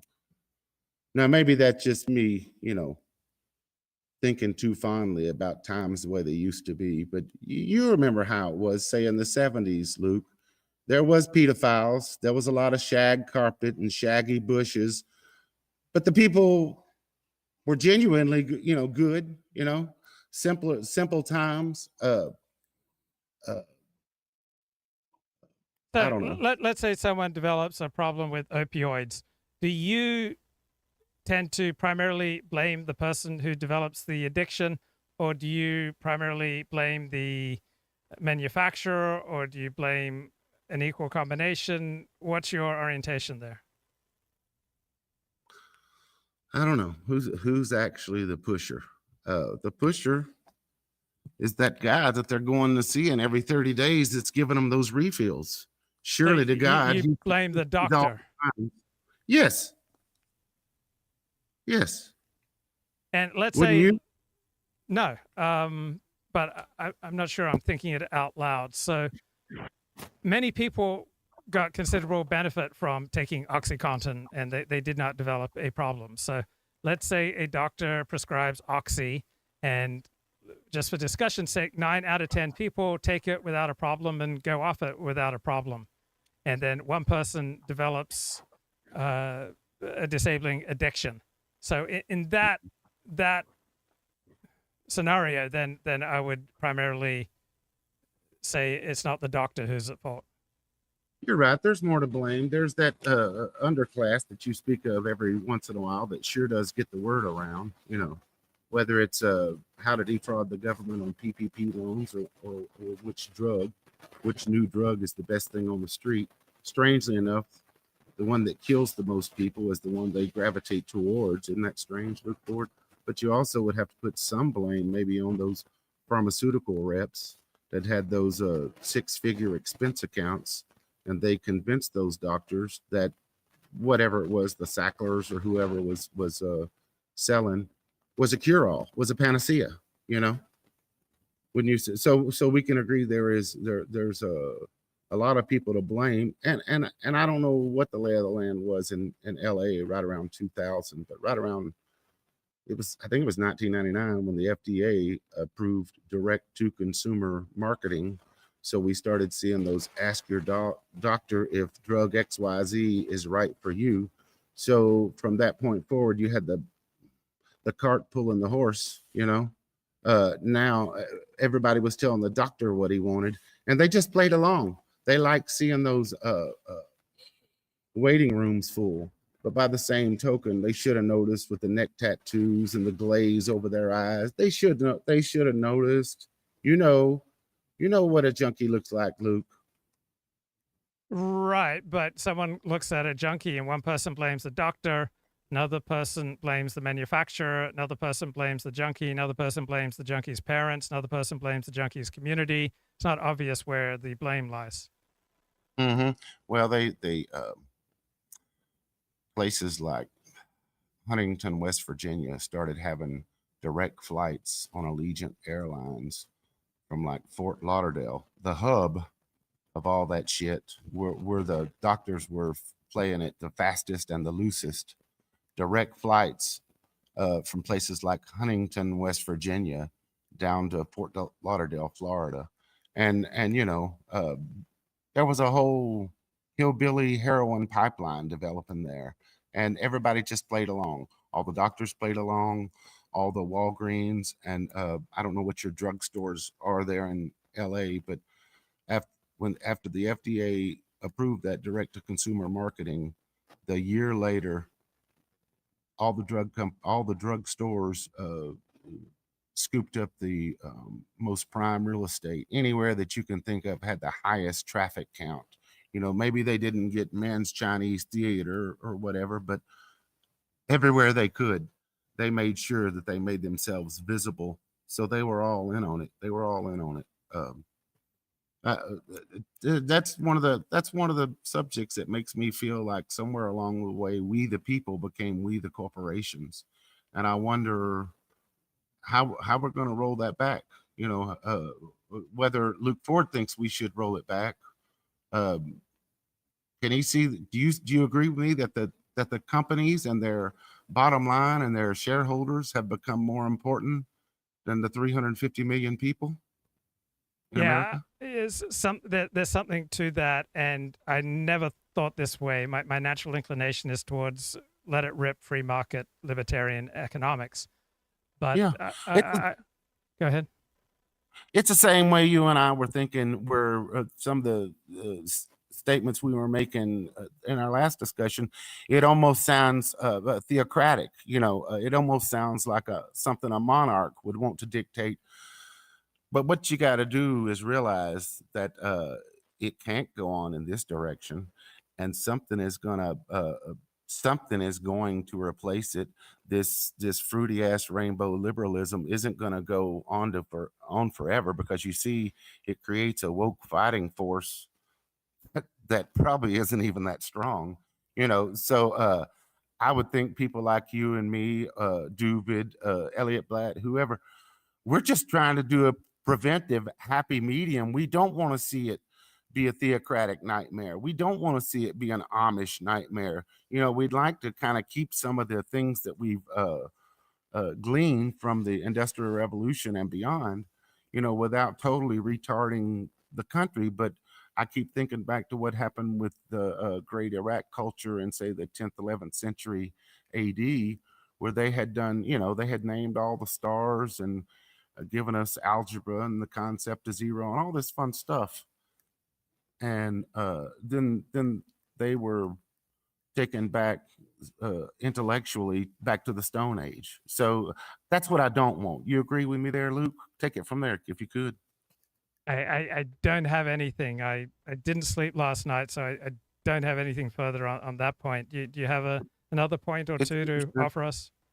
Well, I've got more of a question. If I could ask you about Sure. those mysterious eucalypti you spoke of earlier. I Yes. didn't know if it would be those eucalypti that planted a Holocaust museum right into the LA. I didn't know if it was those guys, or I didn't know if it was those eucalypti that the H-1B visas are being carved out for, or I didn't know if it was the eucalypti that seemed to be invading us from the south, or I didn't know if it was the eucalypti that came from the great mistake of 1629, or if it was all of above. Can you take it from there, brother? Which Well, eucalypti? well, when I think about evolution, it becomes easier to see the world in naturalistic and biological terms, and so it's often easier to understand group conflicts between people by looking at how different forms of life outside of human beings compete. And so I'm from Australia. I have a fondness for the eucalypti, and then I think about the positive side of the eucalypti and the destructive side of eucalypti. So I think about how the eucalypti often outcompete native forms of vegetation, and it just seems to be a way of bringing down the temperature to get more clarity on how different forms of life will compete with each other. And if you want to preserve, say, native vegetation, then you have to take sometimes active steps to restrict non-native vegetation, and whether there might be some implications for immigration policy and the like. Yeah. What about that?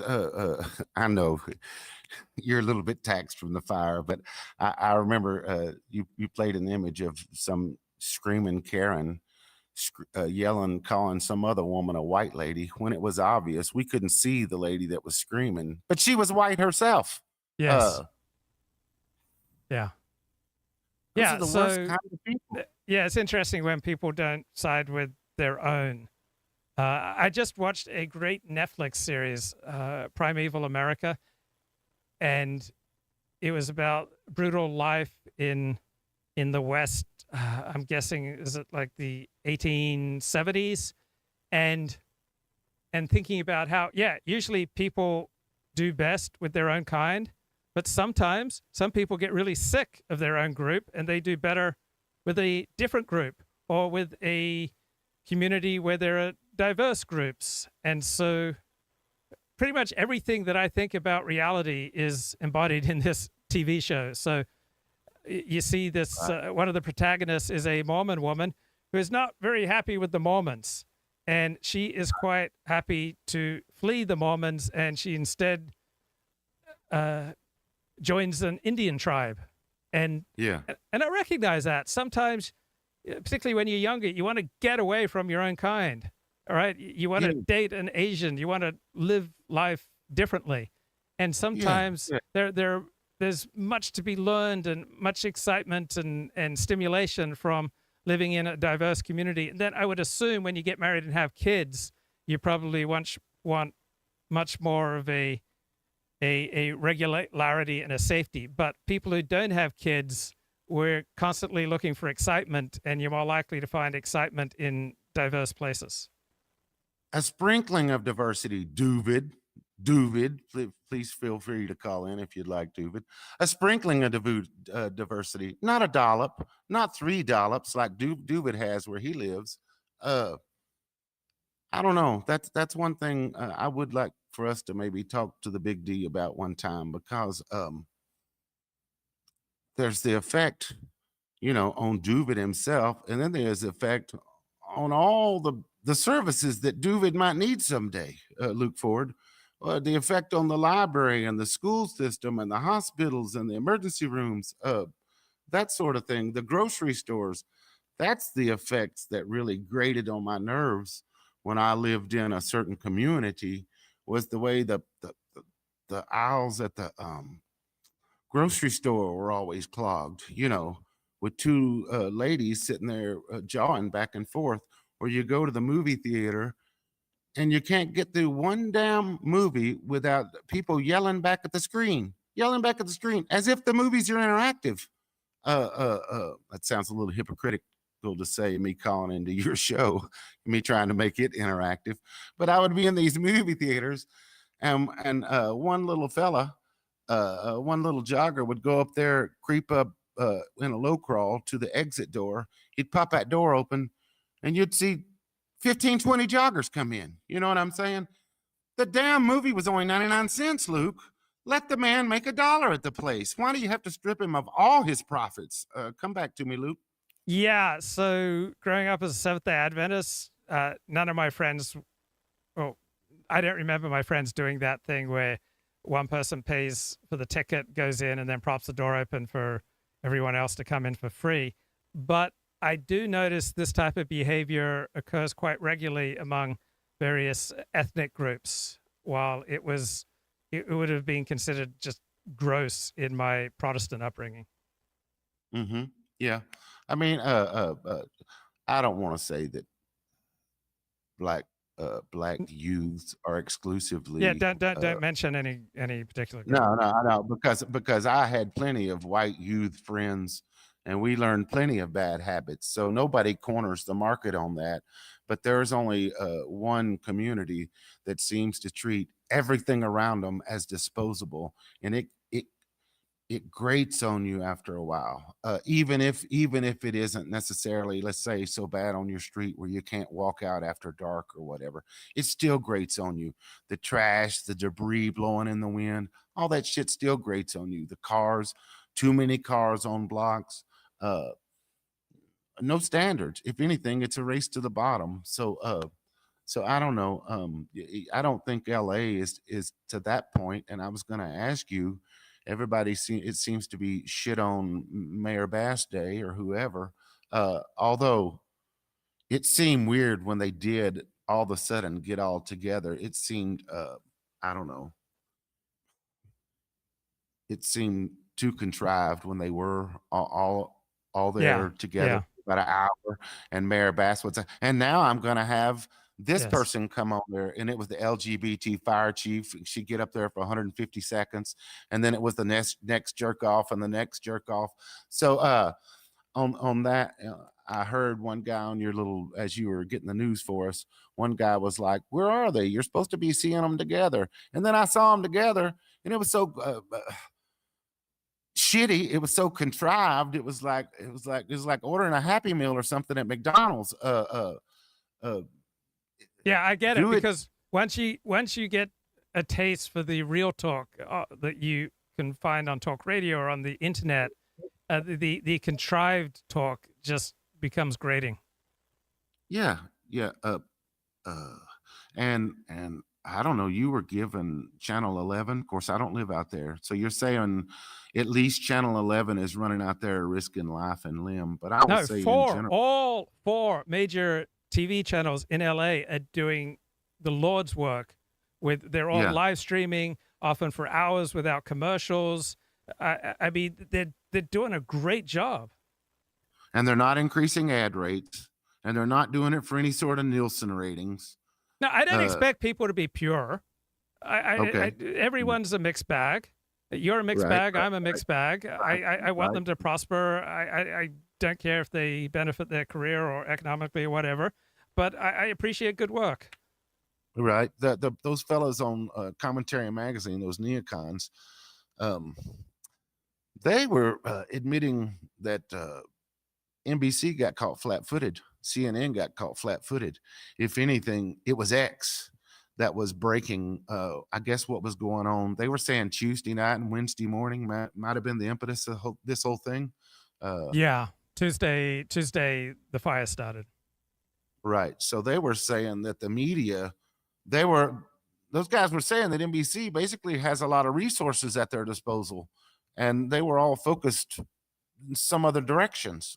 So what do you think about that?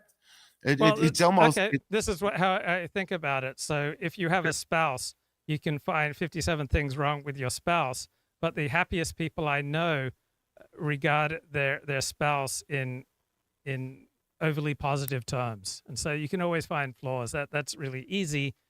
And so there are flaws with mainstream media, and there are flaws with you and me. It's what do you focus on? And I just rather cultivate an attitude of gratitude. Hmm. Well, let's talk about what's being, I don't know, it's being put forward as maybe like a bad response to the problem. I mean, pretend these people aren't political. I know that's hard because some of them are such jerks. But if what would be standard operating procedure versus what we saw? I mean, I guess when Karen Bass, she got caught down in Guyana or whatever, it was a bad look. The way that reporter was like questioning her, I guess at the airport or whatever, and she wouldn't even answer him. I'll agree it was a bad look, but if we can remove that, what would have been standard operating procedure for this situation? Did we know these winds were coming? Did we know there was a particular fire?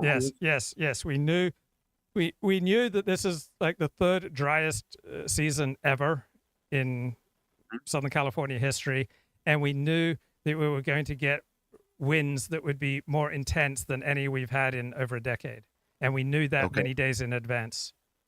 Right. Well, I live in the boonies, and so it would be dumb if I didn't take the time to mulch at least the 100 feet closest around my house and get rid of the dead leaves, that become so flammable after sitting there for a couple of months. So what sort of things does California do that helps on a preventative maintenance stage? Or what things maybe did they stop doing when they got all LGBT, DEI, and have they changed gears? What is the reason everybody's shitting on them so bad? What has changed? Good questions. I've hit the wall. I couldn't sleep last night, so I'm gonna wrap up our conversation because I am just exhausted and I can't think straight. Can you at least before we quit, can you tell me? You said something early. You said you explored the great outdoors as an Adventist, and now you explore the great indoors as a Jew. Can you elaborate a little bit on what the hell that means to a Gentile? Yeah, different groups have different proclivities. We all tend to do the things that we're best at. So Jews, particularly Ashkenazi Jews, and 95% of Jews in America are Ashkenazi Jews, and Ashkenazi Jews have primarily made their living through white-collar work since the 14th century. And so if you've got a high verbal IQ, right, you're much more likely to succeed in white-collar work, and you're much more likely to derive joy and meaning from it. And so Jews tend to be much more inclined towards indoor activities, while Seventh-day Adventists are a very diverse group of people, and they are very outdoorsy people, quite different from Orthodox Jews. But I've hit the wall, Kip. I got to go, man. 10-4. Good enough. Okay, See you next time, brother. Thanks, Bye. bros. So before I go, I just want to check out and play from the great Mark Halperin show yesterday afternoon. Check this out on Bobby Kennedy and vaccines. So I guess I'm following my demographic trends in my net favorability of RFK. I will say also just an introduction that my support for RFK had almost nothing to do with his stance on vaccines. It was his sort of three other tentpole issues around chronic illness more broadly. But I have done a lot of research on his positions in this issue because it comes up so frequently. Yeah. All right. Stay with us. Dr. Hayworth.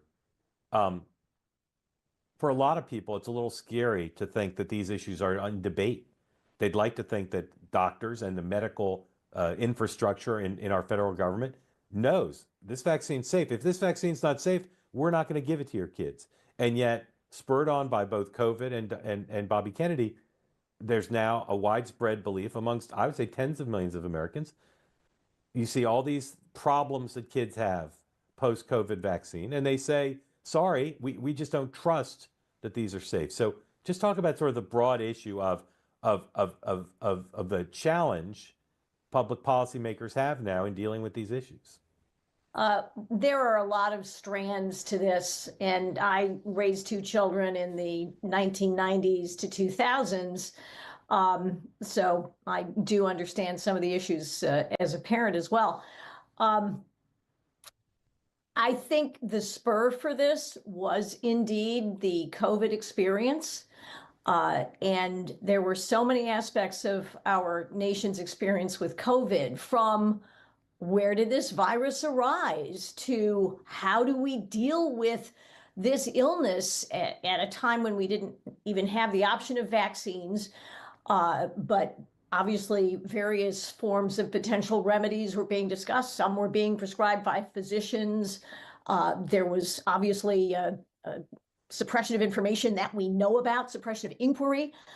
So a lot of emotional content around this. And then the COVID-19 vaccines, which were an unusual case. And Dr. John, you can back me up on this or not, but to my knowledge, an unusual case, pretty much a unique case in American medical history, in that these vaccines were given an emergency use authorization. I think perhaps I'm going to correct myself. I think it happened with the swine flu vaccines back in '76, but certainly in the lifetime of millions and millions of Americans, it was certainly a unique situation. So these vaccines were given an emergency use authorization, which really compressed the testing protocol that to the initial point about whether or not vaccines should go through placebo-controlled trials, randomized clinical trials, thorough testing.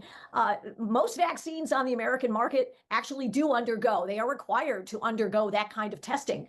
So that really shouldn't be an issue. But in terms of the COVID-19 vaccines, it was a telescoped period. Emergency use authorizations kind of never expired, if you will. So now these vaccines have become part of the strong recommendations, if not by many institutions, mandates for adults and even for children. And there is lots of vigorous debate that is supported by valid clinical observations by serious people regarding whether or not different population groups benefit from the vaccine and to what extent.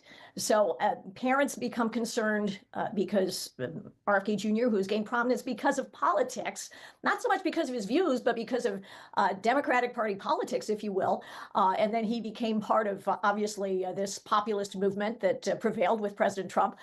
So now his views on vaccines have gotten a lot of his skepticism about whether or not vaccines may cause terrible complications like childhood autism. Is that a complication of childhood vaccine exposure? We have that layered atop these very good questions about whether or not children in particular, my position is children do not need COVID vaccines and shouldn't be receiving them. They need that immunological development, if you will. But those things have all mixed together. And there is, as mentioned, and I'll stop, but a general atmosphere of, with the release of all the evidence that certainly during the Biden administration, the government very much tried to suppress inquiry and speech that Americans should be allowed to have without any question.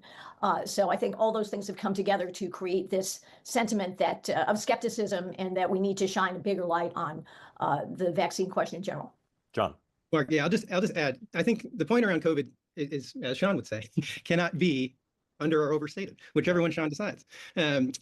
Because not only was the COVID vaccine under emergency use authorization, it was the first ever use of a new vaccine technology, the mRNA vaccine. So these had been developed largely around like melanoma and cancer research as a brand new type of vaccine, right? So live virus vaccines, the initial ones, and then dead virus vaccines. Most of the vaccines we know, polio, measles, mumps, rubella, have been one type of vaccine. This was an entirely new vaccine technology.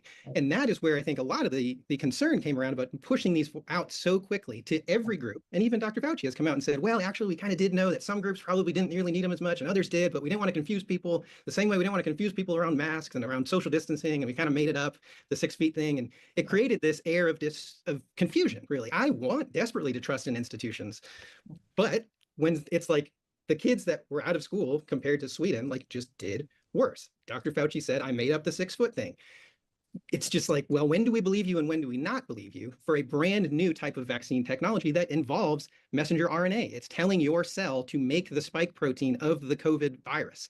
We don't know how long it's going to make it for, and that's some of the controversy now. Does it keep making it forever? What does the body do with this new information that it's being told to create the spike protein now, rather than being given a version of the virus to make the antibody? So that's just what we don't know. And I don't think anybody really could say at the time that we did know what the longer term risks would be, because it's a brand new technology. And this was all in an era of generalized, as we talked about with Biden's cognitive decline, just not knowing what was real and what was not. I mean, I know you talked about the other day, the USA Today interview, and I read that transcript from what was released. And, Biden said, one of his driving missions was, if the US is to lead, we have to be #1 in infrastructure, education, and healthcare in the world. Well, right now, I mean, have you seen any of our roads? Have you seen our airports compared to the Dominican Republic airport? You've seen those high-speed trains in Japan? We're nowhere near it on infrastructure. On education, 26% of 8th graders are proficient in math right now. We just are not at the level that we are being told we're at. When it comes to healthcare, we're 55th in maternal mortality, 54th in infant mortality. We're just not there. And so when we're told we're #1 in these things and we're not, when we're told, yeah, we made some stuff up, but believe us on this. And then the last point I'll make is I look at RFK's background, right? Look at the cases that he has won in the past. He was an environmental lawyer, probably the most left-wing person that a lot of Republicans could imagine, right? He went up against companies along the Hudson River that were polluting the river. He went up against Monsanto when it came to glyphosate and Roundup and causing non-Hodgkin's lymphoma. He went up against DuPont, which became that movie Dark Waters, that they were polluting the rivers. So yes, he is coming from a place that he has seen collusion between large corporations and government regulatory bodies that have caused harm to people. And so he's coming at this that now says, yeah, maybe this is also another thing where there could be collusion of some kind. All right, this is from Mark Halperin's show last night. And I've never had sympathy for the anti-vax position, but the show was much more nuanced than I expected. So Mark Zuckerberg went on Joe Rogan. These people from the Biden administration would call up our team and scream at them and curse, and it's these documents it's all kind of out there. Oh, did you record any of those phone calls? I don't think we but I think I want to listen. I mean, there are emails. the emails are published. It's all kind of out there, and they're and basically it just got to this point where we were no, we're not gonna take down things that are true. That's ridiculous. They wanted us to take down this meme of Leonardo DiCaprio looking at a TV talking about how 10 years from now or something, you're going to see an ad that says, okay, if you took a COVID vaccine, you're eligible for, for this kind of payment, this sort of class action lawsuit type meme. And they're no, you have to take that down. And we just said, no, we're not going to take down humor and satire. We're not going to take down things that are true. And then at some point, I guess, I don't know, it flipped a bit. I mean, Biden, when he gave some statement at some point, I don't know if it was a press conference or to some journalists, where he basically was these guys are killing people. And I don't know, then all these different agencies and branches of government basically just started investigating and coming after our company. It was brutal. It was brutal. Wow. And there's another great clip here. And this really hit.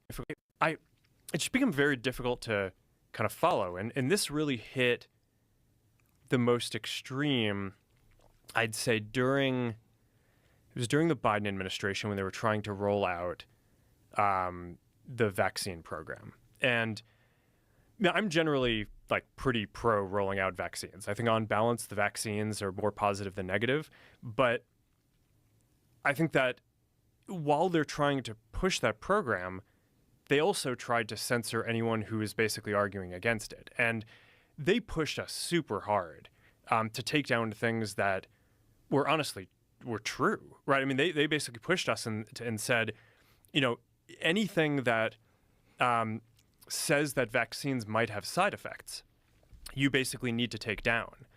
And I was just well, we're not going to do that.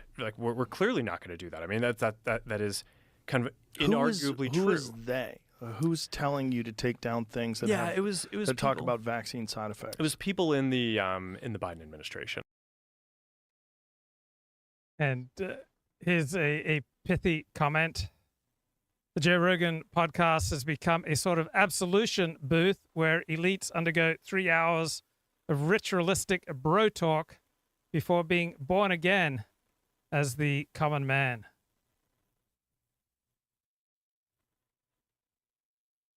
You see Scott Gottlieb going from the head of FDA to Pfizer immediately.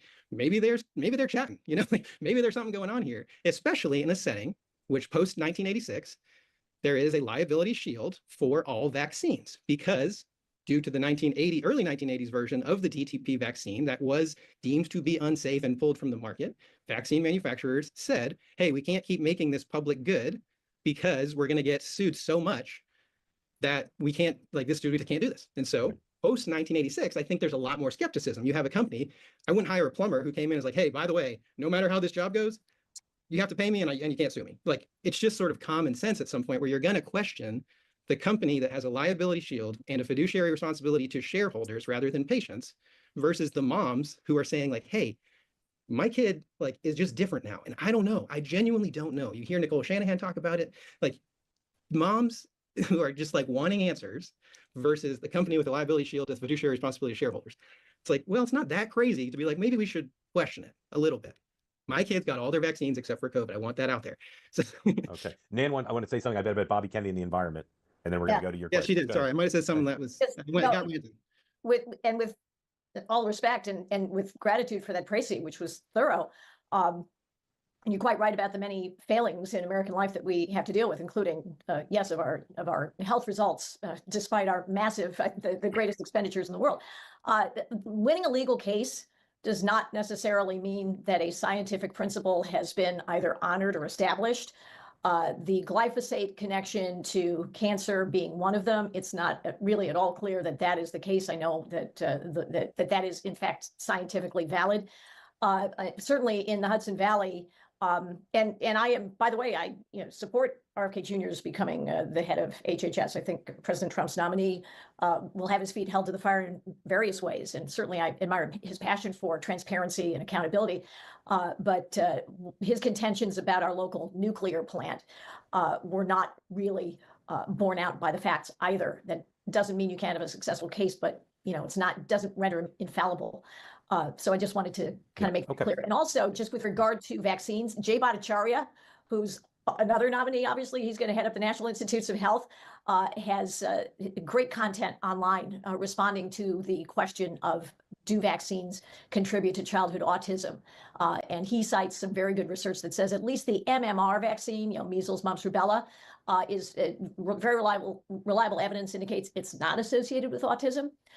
Whether or not piling on all those other vaccines contributes to this phenomenon is a question that remains fully to be answered. And obviously, I think RFK Jr. is going to be honed in on that quite vigorously. All right, we want to bring you in now. I'd love you, Colette, first. Tell us where you are, and then I'd love for you to just weigh in on the basic question of, do you think Bobby Kennedy's right that vaccine regulation should be overhauled, and why? And then if you've got something else in your mind, you'll go there next. But tell us where you are and your thoughts on Bobby Kennedy's macro view, and then, again, whatever else is on your mind, and thank you for joining. Can you hear me? Yes, ma'am. Okay. I am in Hawaii, and I definitely support RFK. I have 3 adult children, so children's health and vaccine were an issue when they were young children. So I did a lot of research on it when they were younger.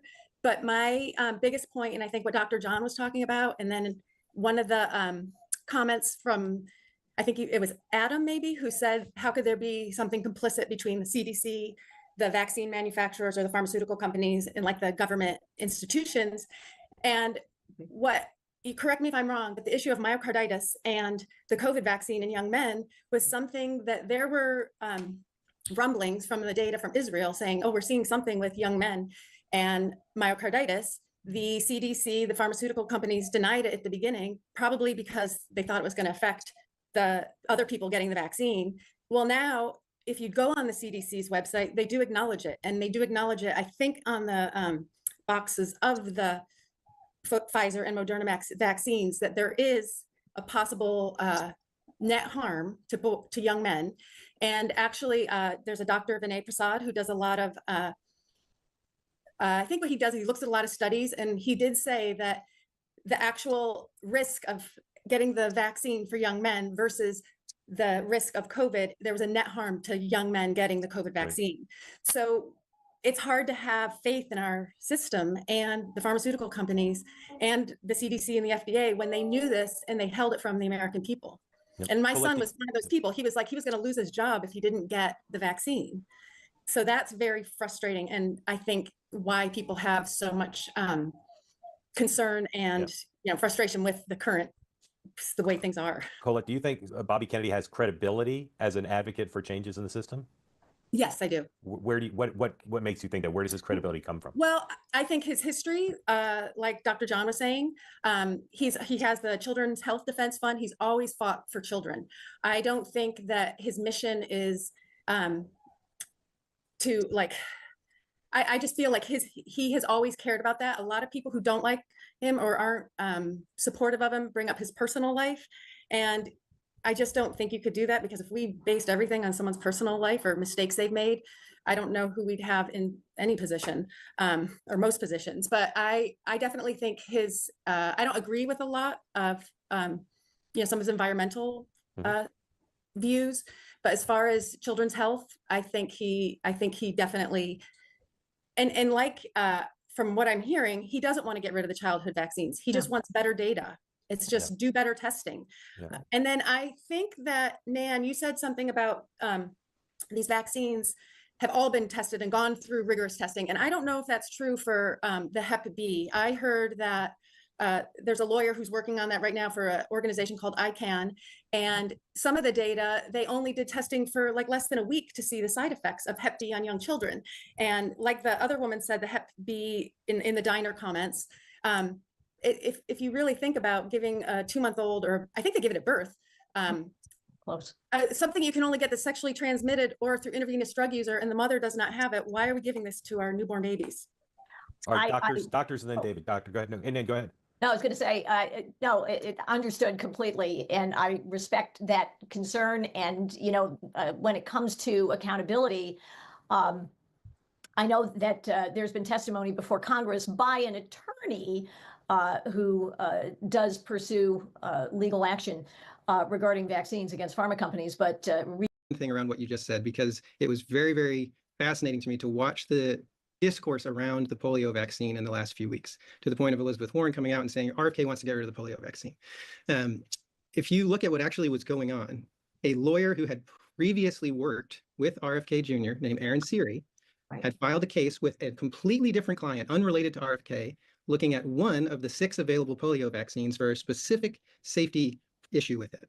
There was never anything from RFK Jr. about wanting to get rid of the polio vaccine. And that took off throughout the entire media ecosystem, including senators and congresspeople and every mainstream media outlet. And it just wasn't true. And it is really, really hard in this environment. And that's why this platform is so important, because that particular issue, I think, gained a ton of traction with a ton of people and turned a lot of people off, to your very point, that all vaccines are not created equal. And if he wants to get rid of polio vaccine, of course, like, that's a word. What are we talking about? But he just simply never said that. He's come out and said that. I have to say, John, one thing I love about you is how calm you are in talking about these topics. It turns my stomach, the story you told. I watched it happen. I couldn't believe. Now, no offense to Congresswoman Hayworth, but I don't hold members of Congress. You say even members of Congress. For me, it's like, well, of course, members of Congress, because that's what they do. But but I'm a doctor first. I know. But for the press, he's right there, Mike.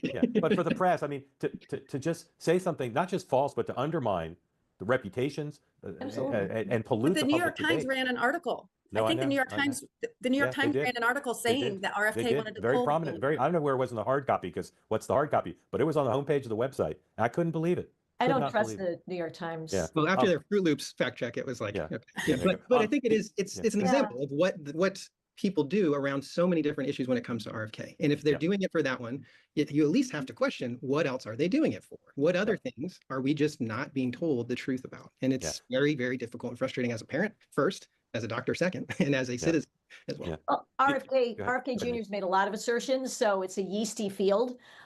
There's a lot to take as evidence that perhaps we shouldn't trust him terribly much versus, but you know what? In this era, since we are no longer high trust for all the reasons we've been discussing, he has a point there about, again, accountability and transparency. He has explicitly stated, I don't want to take away anybody's vaccines.